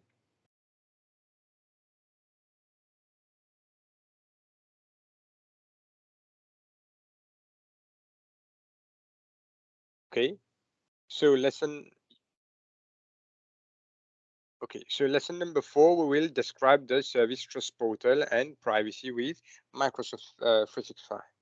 So very often, what happens is that before moving to the cloud, right?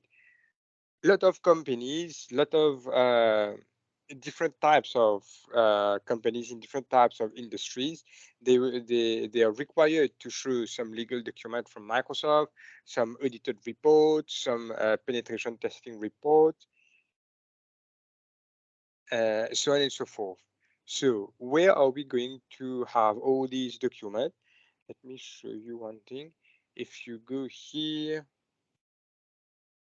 you go in the Microsoft Service Trust Portal, right?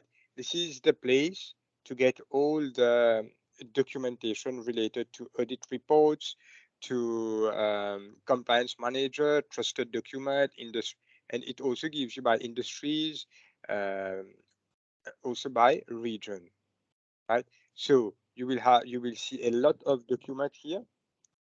Okay, all the ISOs that they are respecting, the PCI, etc., all the audited reports.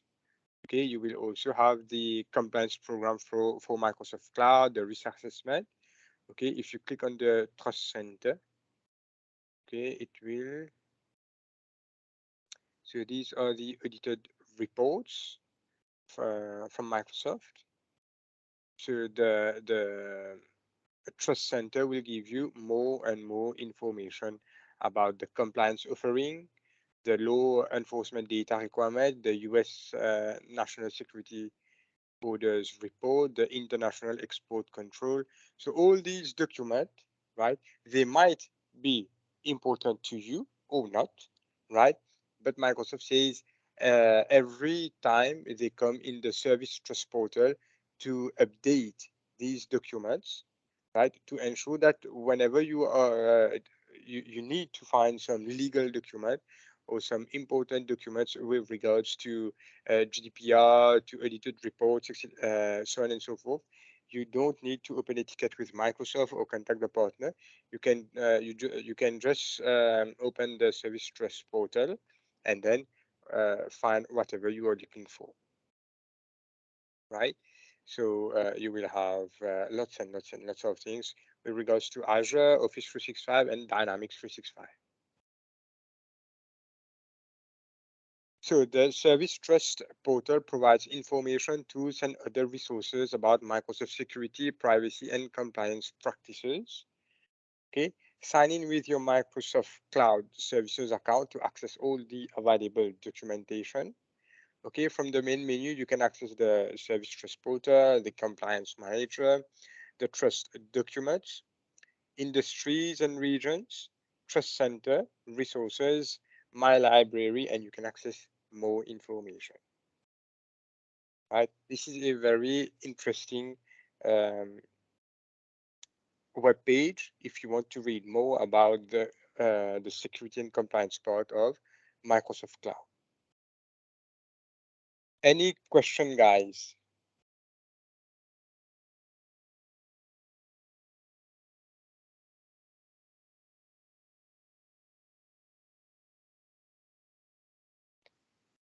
All right.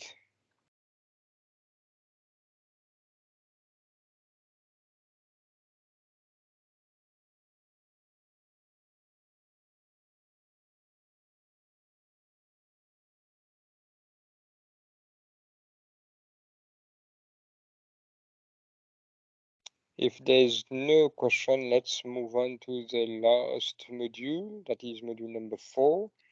Demonstrate knowledge of Microsoft 365 licensing, support, and services. All right. Lesson 1, identify licensing options available in Microsoft 365. Okay. Normally, when Microsoft invented the Office 365, okay, we had different ways of subscribing to Microsoft 365. Okay, so the first way is that we go to the Microsoft 365. At this time, it was Office 365. Okay, we go to the Office 365, we say subscribe, we fill in the information, including our credit card number. We subscribe and then we start using. Right, this is called the classic open. Okay, it's called the open license. Okay, if ever at the end of the month you don't have enough money on the credit card or the credit card get expires, okay, your licenses will be suspended and this will cause you a lot of problems. After okay, this pricing model applies also to Microsoft Azure, right? So after some years, Microsoft says, okay, we will also integrate Office 365 licenses within the enterprise agreement. Okay, so the enterprise agreement is some big basket or agreement between the customer and and Microsoft. Okay, so there are some prerequisites that you need to have. For example, you need to have more than 500 seats. Microsoft says one seat is equal to one user. Okay, you need to have more than 500 to be eligible to subscribe to the enterprise agreement. And the enterprise agreement is quite costly. It's a contract of 3 years, which you pay on a yearly basis. Okay, and before taking the enterprise agreement, you need to tell Microsoft, I want to subscribe to which type of licenses. It can be on-premises licenses, it can be cloud licenses, it can be Azure licenses. And once you tell them, you get subscribed, and then you can start using it. And then we've seen that Microsoft says, okay, I'm inventing a new model, which is called the CSP, the Cloud Solution Provider model, right? Normally, all the cloud solution provider, okay, not all, but if you are a partner with Microsoft, you are also a CSP. Of course, there are some prerequisites to complete. And then what happens is that instead clients need to put their credit card, so on and so forth, they can contact the CSP partner, and then the CSP partner does needful to buy licenses on their behalf, right? When we are a CSP partner, okay, there are some benefits that we can, okay, depending on some criteria, meaning sales that you're doing or your competencies, you get a certain level of CSP. For example, you're silver, gold, platinum, for example, right? And for example, FRCI is gold partner. Okay, with gold partner, we get the premier support of Microsoft. We get quite a lot of benefits, right? When we get these benefits, our client also get these benefits. So if a client has 10 users, that is 10 licenses, and if a client has 500 licenses, they will have the same level of support because the CSP is a goal or is a whatever status is the CSP. Also, the customer will pay the CSP partner first, and then the CSP partner will pay Microsoft. In this case, if ever, in this case, the client will not lose or have downtime in case their credit card is expired or they don't have enough credit on their credit card. So this is the new and recommended way of purchasing licenses, right? So the enterprise agreement also is fading. Okay, at a moment in time, Microsoft will remove the enterprise agreement.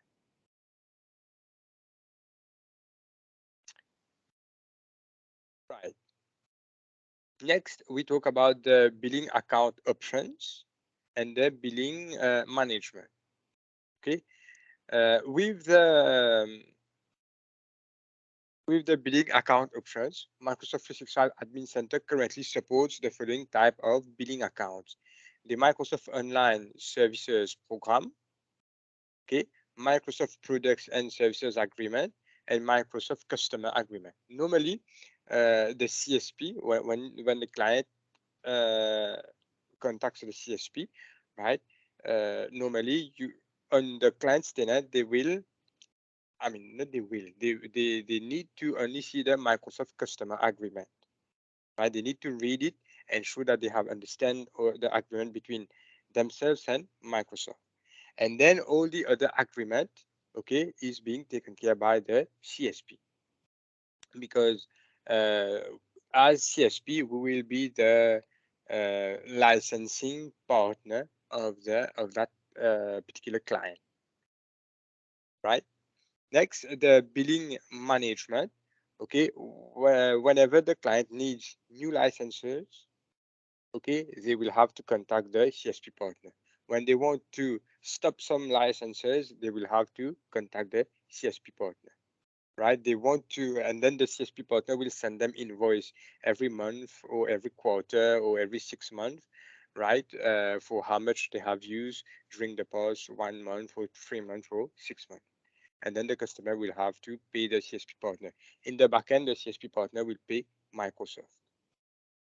Okay, this is with CSP. Any questions so far?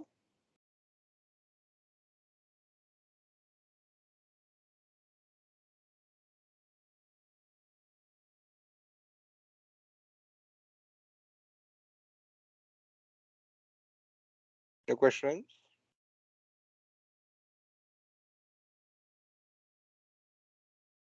Okay, so what type of subscription plans do we have? We have the Microsoft 365 for home, okay, let's say tomorrow you need to buy a laptop and Office for the kids, so you can subscribe to the M365 for home, okay?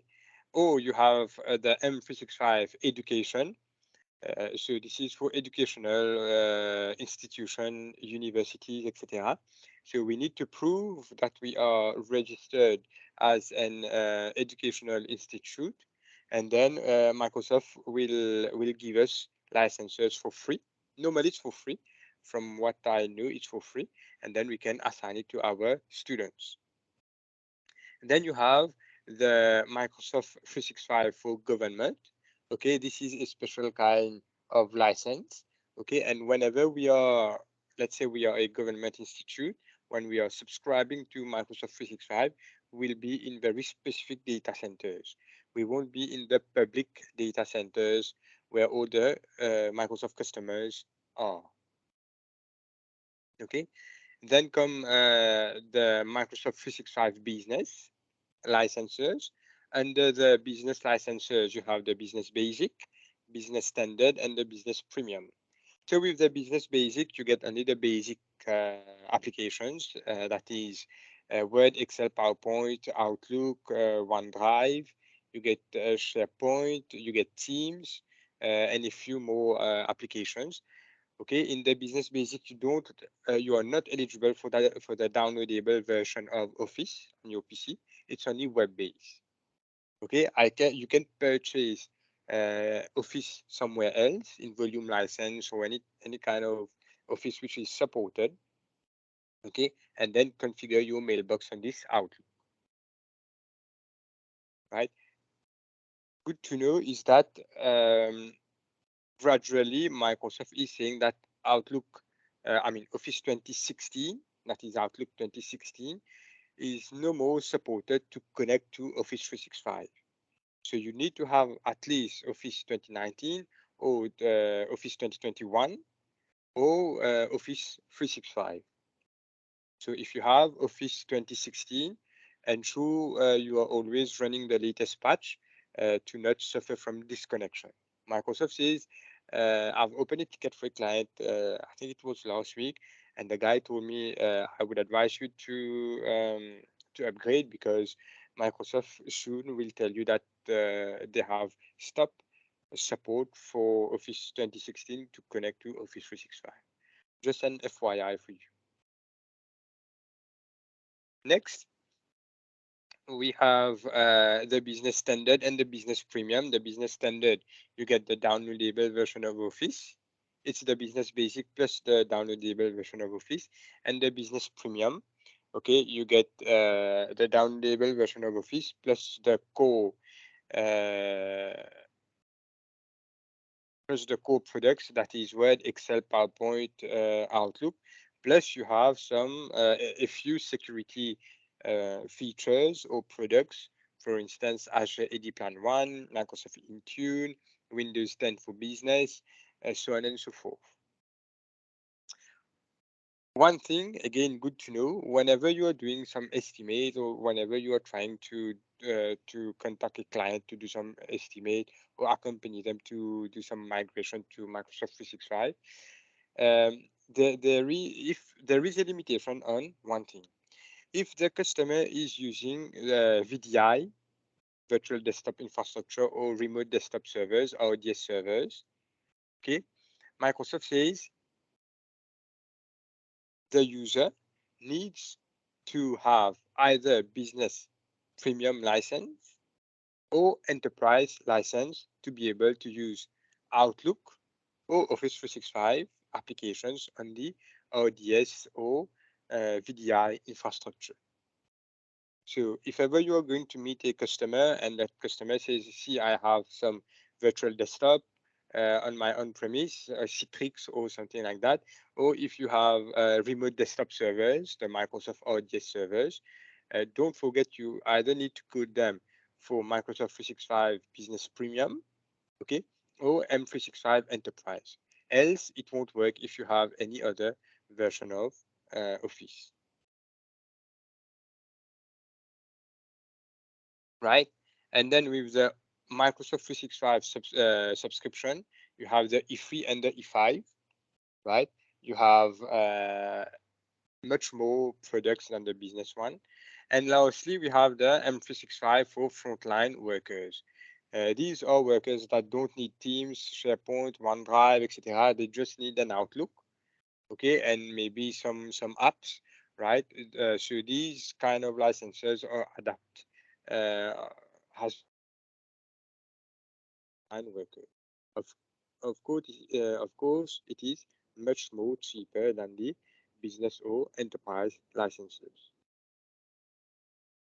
Any question, guys? Can you still hear me?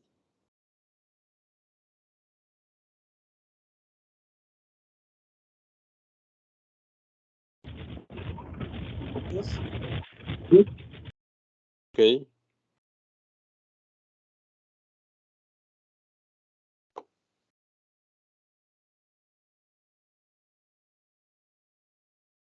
Okay. We also have some standalone licenses. Okay, whenever, let's say, we have a client which is migrating to Office 365, right, but they don't have much budget. Okay, for now they only need mail in Office 365. Instead of purchasing a plan for them, okay, we can only assign them, we can purchase a standalone Exchange Online license for them. Okay, same again, you can buy or assign an Intune license, like an add-on, or a SharePoint Online license, or Teams license. So you also need to know that nearly all products, okay, in Office 365, you get it inside a package, or you can get it as standalone. Right? Any questions so far?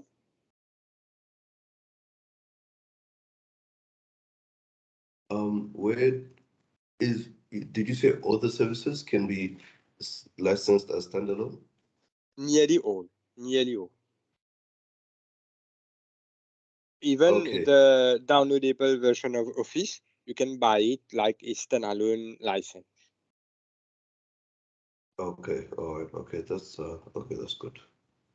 Where are we able to see the standalone licenses? I think you can check it on Microsoft website. You can have it. Let me check.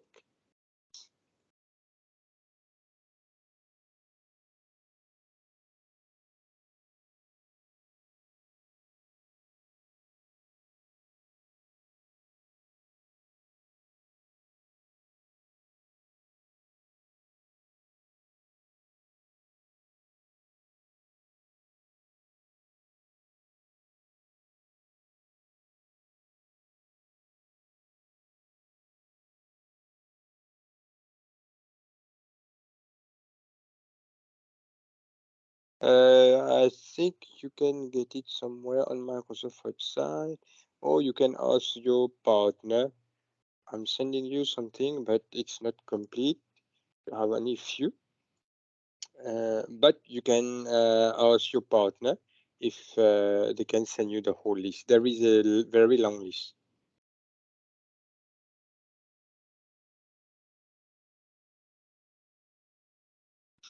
No, I'm not getting the exact link. Next, we talk about describe support offering for Microsoft 365 services. Okay. So we talked about different types of support. Okay, there are different types of support when your organization has subscribed to Microsoft 365 through a CSP partner. Okay, if you have a support request, you need to ask your CSP partner to open that ticket. Why? The CSP partner, for example, if the CSP partner is Gold, okay, the CSP partner will open the ticket on his behalf for you, and then you will be eligible to have the premier support or the premium support. right? Or you can ask Microsoft to call you, okay? Or you can go to the Microsoft website and seek support, or directly on the Office 365, on your Office 365 tenant, you can ask Microsoft to call you, or you can go to some community-based support, right? So there are multiple ways to get support from Microsoft. Okay, or you can also go to the pre-sale support. Now, how to go to the pre-sale support? You can go to the partner center, okay, on the MPN portal. On the MPN portal, you can open the pre-sale support, and they are very helpful. So these are the different ways to get access to the support. And don't forget, the support is 24/7. Okay, when you are opening a support request, ensure to put your language properly and your time zone properly. The time zone is very, very important, because if you put a time zone which does not reflect your current time zone, right, Microsoft might call you when you are sleeping or when you are out of the office. Because don't forget, Microsoft, they work 24/7. Okay. Next, we talk about the SLA concepts, the service level agreement. Okay. Whenever whenever you are subscribing to a service in Microsoft Cloud, Microsoft is also giving you an SLA. Okay. The SLA is Microsoft is saying that I am guaranteeing you for the uptime, the uptime agreement, right? So the link has been sent to you, and if ever there is an incident, okay, you will find it on your portal. On your portal, there is the section of health. In the section of health, you will see if ever there is a problem with, for example, Exchange Online or Teams or OneDrive, right? If ever there is, for example, the SLA for Exchange Online is 99.9%. It means that per month you can have a downtime of up to 30 minutes, let's say, for example. Okay, and this week there has been one day where Exchange Online was unavailable for 2 hours. Okay, and within these 2 hours, you can prove to Microsoft that you have lost businesses because mail was not available. Microsoft, what will do? Microsoft will refund you, okay, for the loss that you made. How he will refund you that? It will Microsoft will tell you, okay, you pay me $100 license per month. Okay, your loss is $1,000. Okay, it means that for 10 months you won't pay me licenses. This is to cover the loss that you suffered during the downtime. Okay, this also is possible with Microsoft. However, you need to be able to prove that you made some business loss. Any questions so far, guys?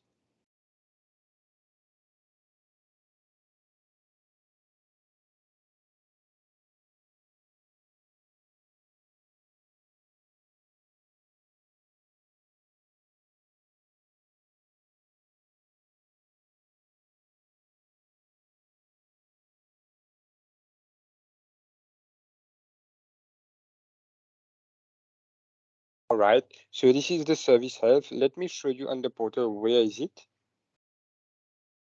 One second.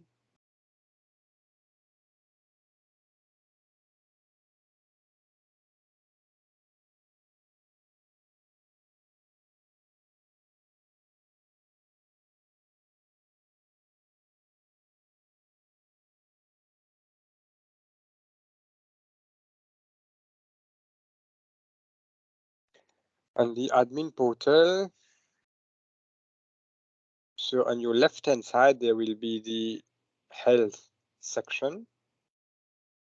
You need to click on show all if ever it's not displaying all the options.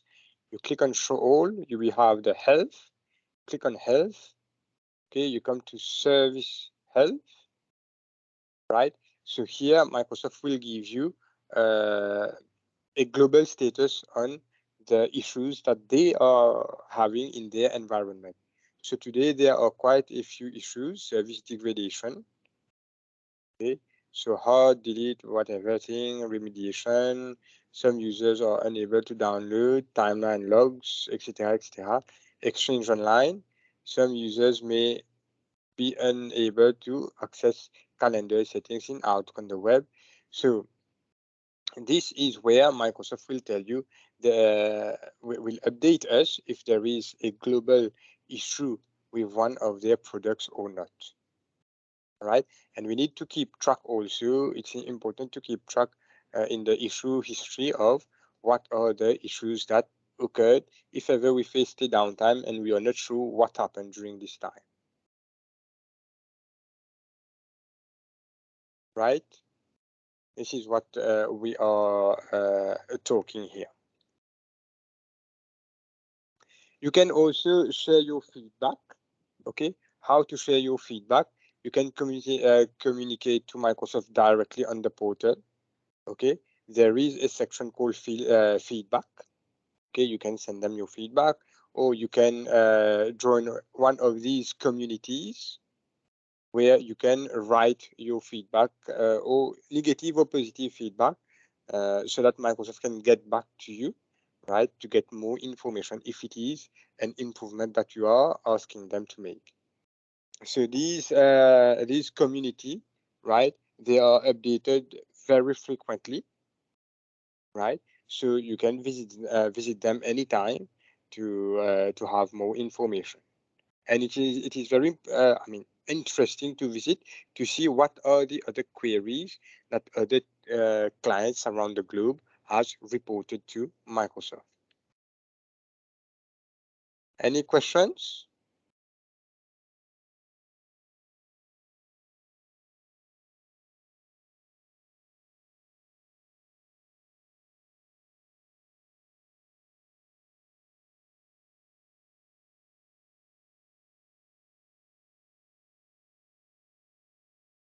Okay. Lastly, we'll talk about the service life cycle in Microsoft 365. Okay. Normally, there are different types of when there is a new product being released or will be released by Microsoft, right? The product will go in different phases. Okay, the first phase is once the developers has the developers of Microsoft has nearly customized the application and make it work as they wanted to, right? They will release it in the private preview. Okay, the private preview, only a selected few members will have access to that application. Okay, and the private preview, after there is a period for the private preview. Let's say it's 3 weeks, 1 month. Okay, after that 1 month, we need to give Microsoft back a feedback on the product, new functionalities, tests that we've done, whatever bugs we have encountered. Microsoft will correct their codes, line of codes, and then they will put that they will put the product right in a public preview. When the product is in public preview, okay, Microsoft says everyone, the public in general, can start using it. Okay, but there is a rule of thumb is that you never put a product which is in private preview into production, because Microsoft can say, okay, I have released it for 6 months for public preview. After feedback, Microsoft says, okay, this product won't work. Okay, it has been a flop. It won't work. So I am removing it from the Office 365 suite of product. So if you have already put this product into production, then the next day when you wake up, suddenly you will find that the application is no more available. So when it is in a public preview, it means that they are doing test, load testing, they are awaiting feedbacks from the general public to see the adoption and to see if people are liking this new product owner, right? Once the 3 or 6 months passed, then depending on the feedback, right, then the product either will continue or will be retired. If it will continue, then it will become general availability, right? When it will become GA, it means that the product is in production. Microsoft is giving support to that, and Microsoft is trying to make to correct all the bugs and improve that product. When the product is in public preview, you won't have any kind of support from Microsoft. The support is only available when the product is in general availability. Right? You will also have a roadmap on this specific product to say today it's version A, what has been planned for that specific product. And when eventually when a product is becoming old and is being replaced by something else, okay, Microsoft will say that this product will become will reach end of support by next year. Okay, so for example, Skype for Business became and got retired. Okay, one year before they announced the end of support of Skype for Business, Microsoft already informed all their customers. Okay, they inform all their customers 1 year before, and then they give you an upgrade path from Skype for Business to Teams if ever there is an upgrade path. If there is no upgrade path, then Microsoft will tell you you need to find alternatives. I am giving you 1 year to find alternatives and migrate your data from my product, which will be end of support in 12 months. Any question, guys?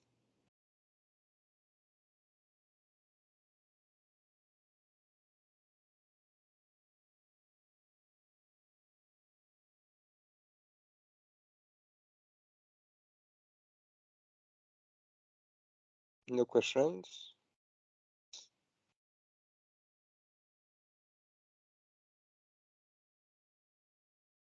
All right, so here we will describe the modern life cycle policy. Okay, so customers stay current as per the servicing and system requirement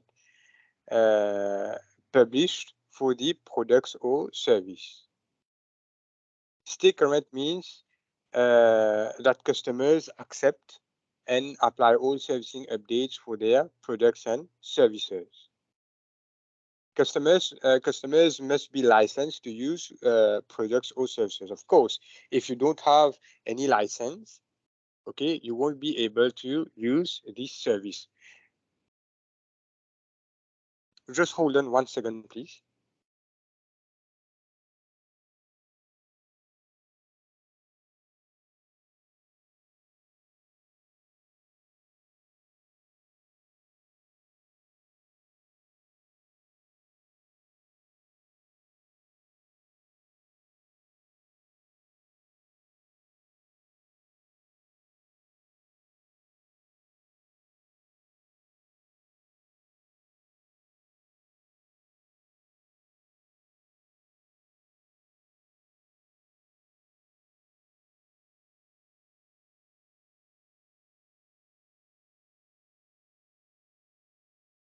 Yes, sorry for that.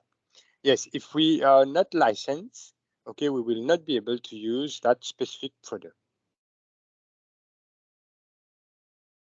Okay, so and lastly, Microsoft must give us support for products and services that we are subscribed to, and that is still into the GA, what we saw a bit earlier, general availability.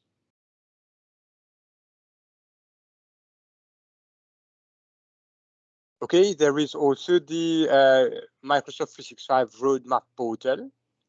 Okay, you can subscribe to it to know what is the roadmap of Microsoft 365. Okay, what is the roadmap of what is the roadmap of any new products that are being released or that will be released in the future, any changes that will happen in the near future with any kind of products. It is very interesting to subscribe to that, okay, and you will have all the latest information. You will also have information if ever there is some zero-day attack or some zero-day threats within a product. It's very interesting. I will encourage you to subscribe to the M365 roadmap portal.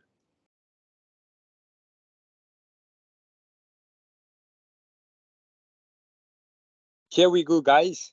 We have arrived at the end of our session today, the MS900 Microsoft 365 Fundamental. I hope that this session has been informative for you. I hope that this session was not boring for you. You learn a few new things. All right. I will encourage you to visit Microsoft website for more information about specific products. Okay. You can reach me anytime. I am typing my email address in the chat. You can ping me anytime if you need any kind of information. Okay. You can ping me on Teams itself. Yeah. And you also have access to the recording if ever you need it. So if you have any question, feel free, guys, to ask me any question that you have.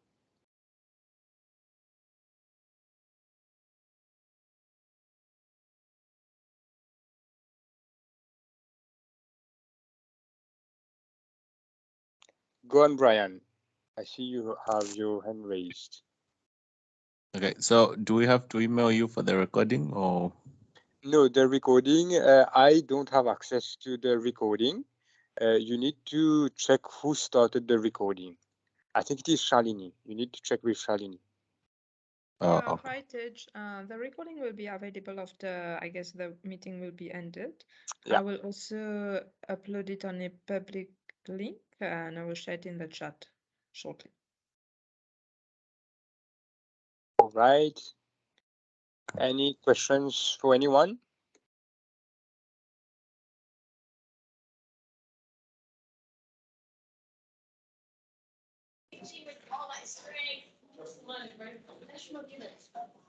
Yes, Andrew. Go on. Sorry, I don't know if you've handled this and have missed it. Now about the exam vouchers, I understand we have to get exam vouchers and the session. Shalini, you have more information on this one? The exam vouchers? Yeah, so there will be a lucky draw from the marketing team. Please watch your emails if you are one of the lucky winners. Oh, I thought everyone who is participating will get a voucher. That's what was in the messaging.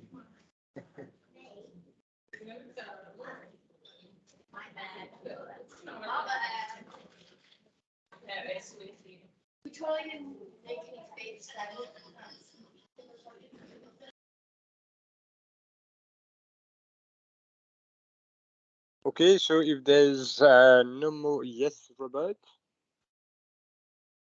Yes, I just wanted to add on what Andrew was saying. The message was saying anyone who participates will get an exam voucher. So maybe it was a miscommunication or it wasn't conveyed to us very well. But anyway, if there is a draw, then just wait for that.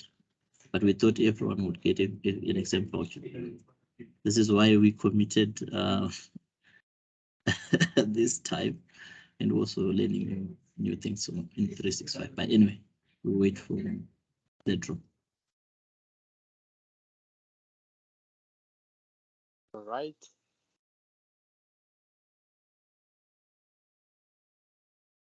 Hello? Yes. Who can we contact for support? Let's say we've got a customer and maybe they need some help with setting up and everything like that. Can you also message you or is there someone else? Yeah, you can message me. Okay, all right, perfect. Thank you.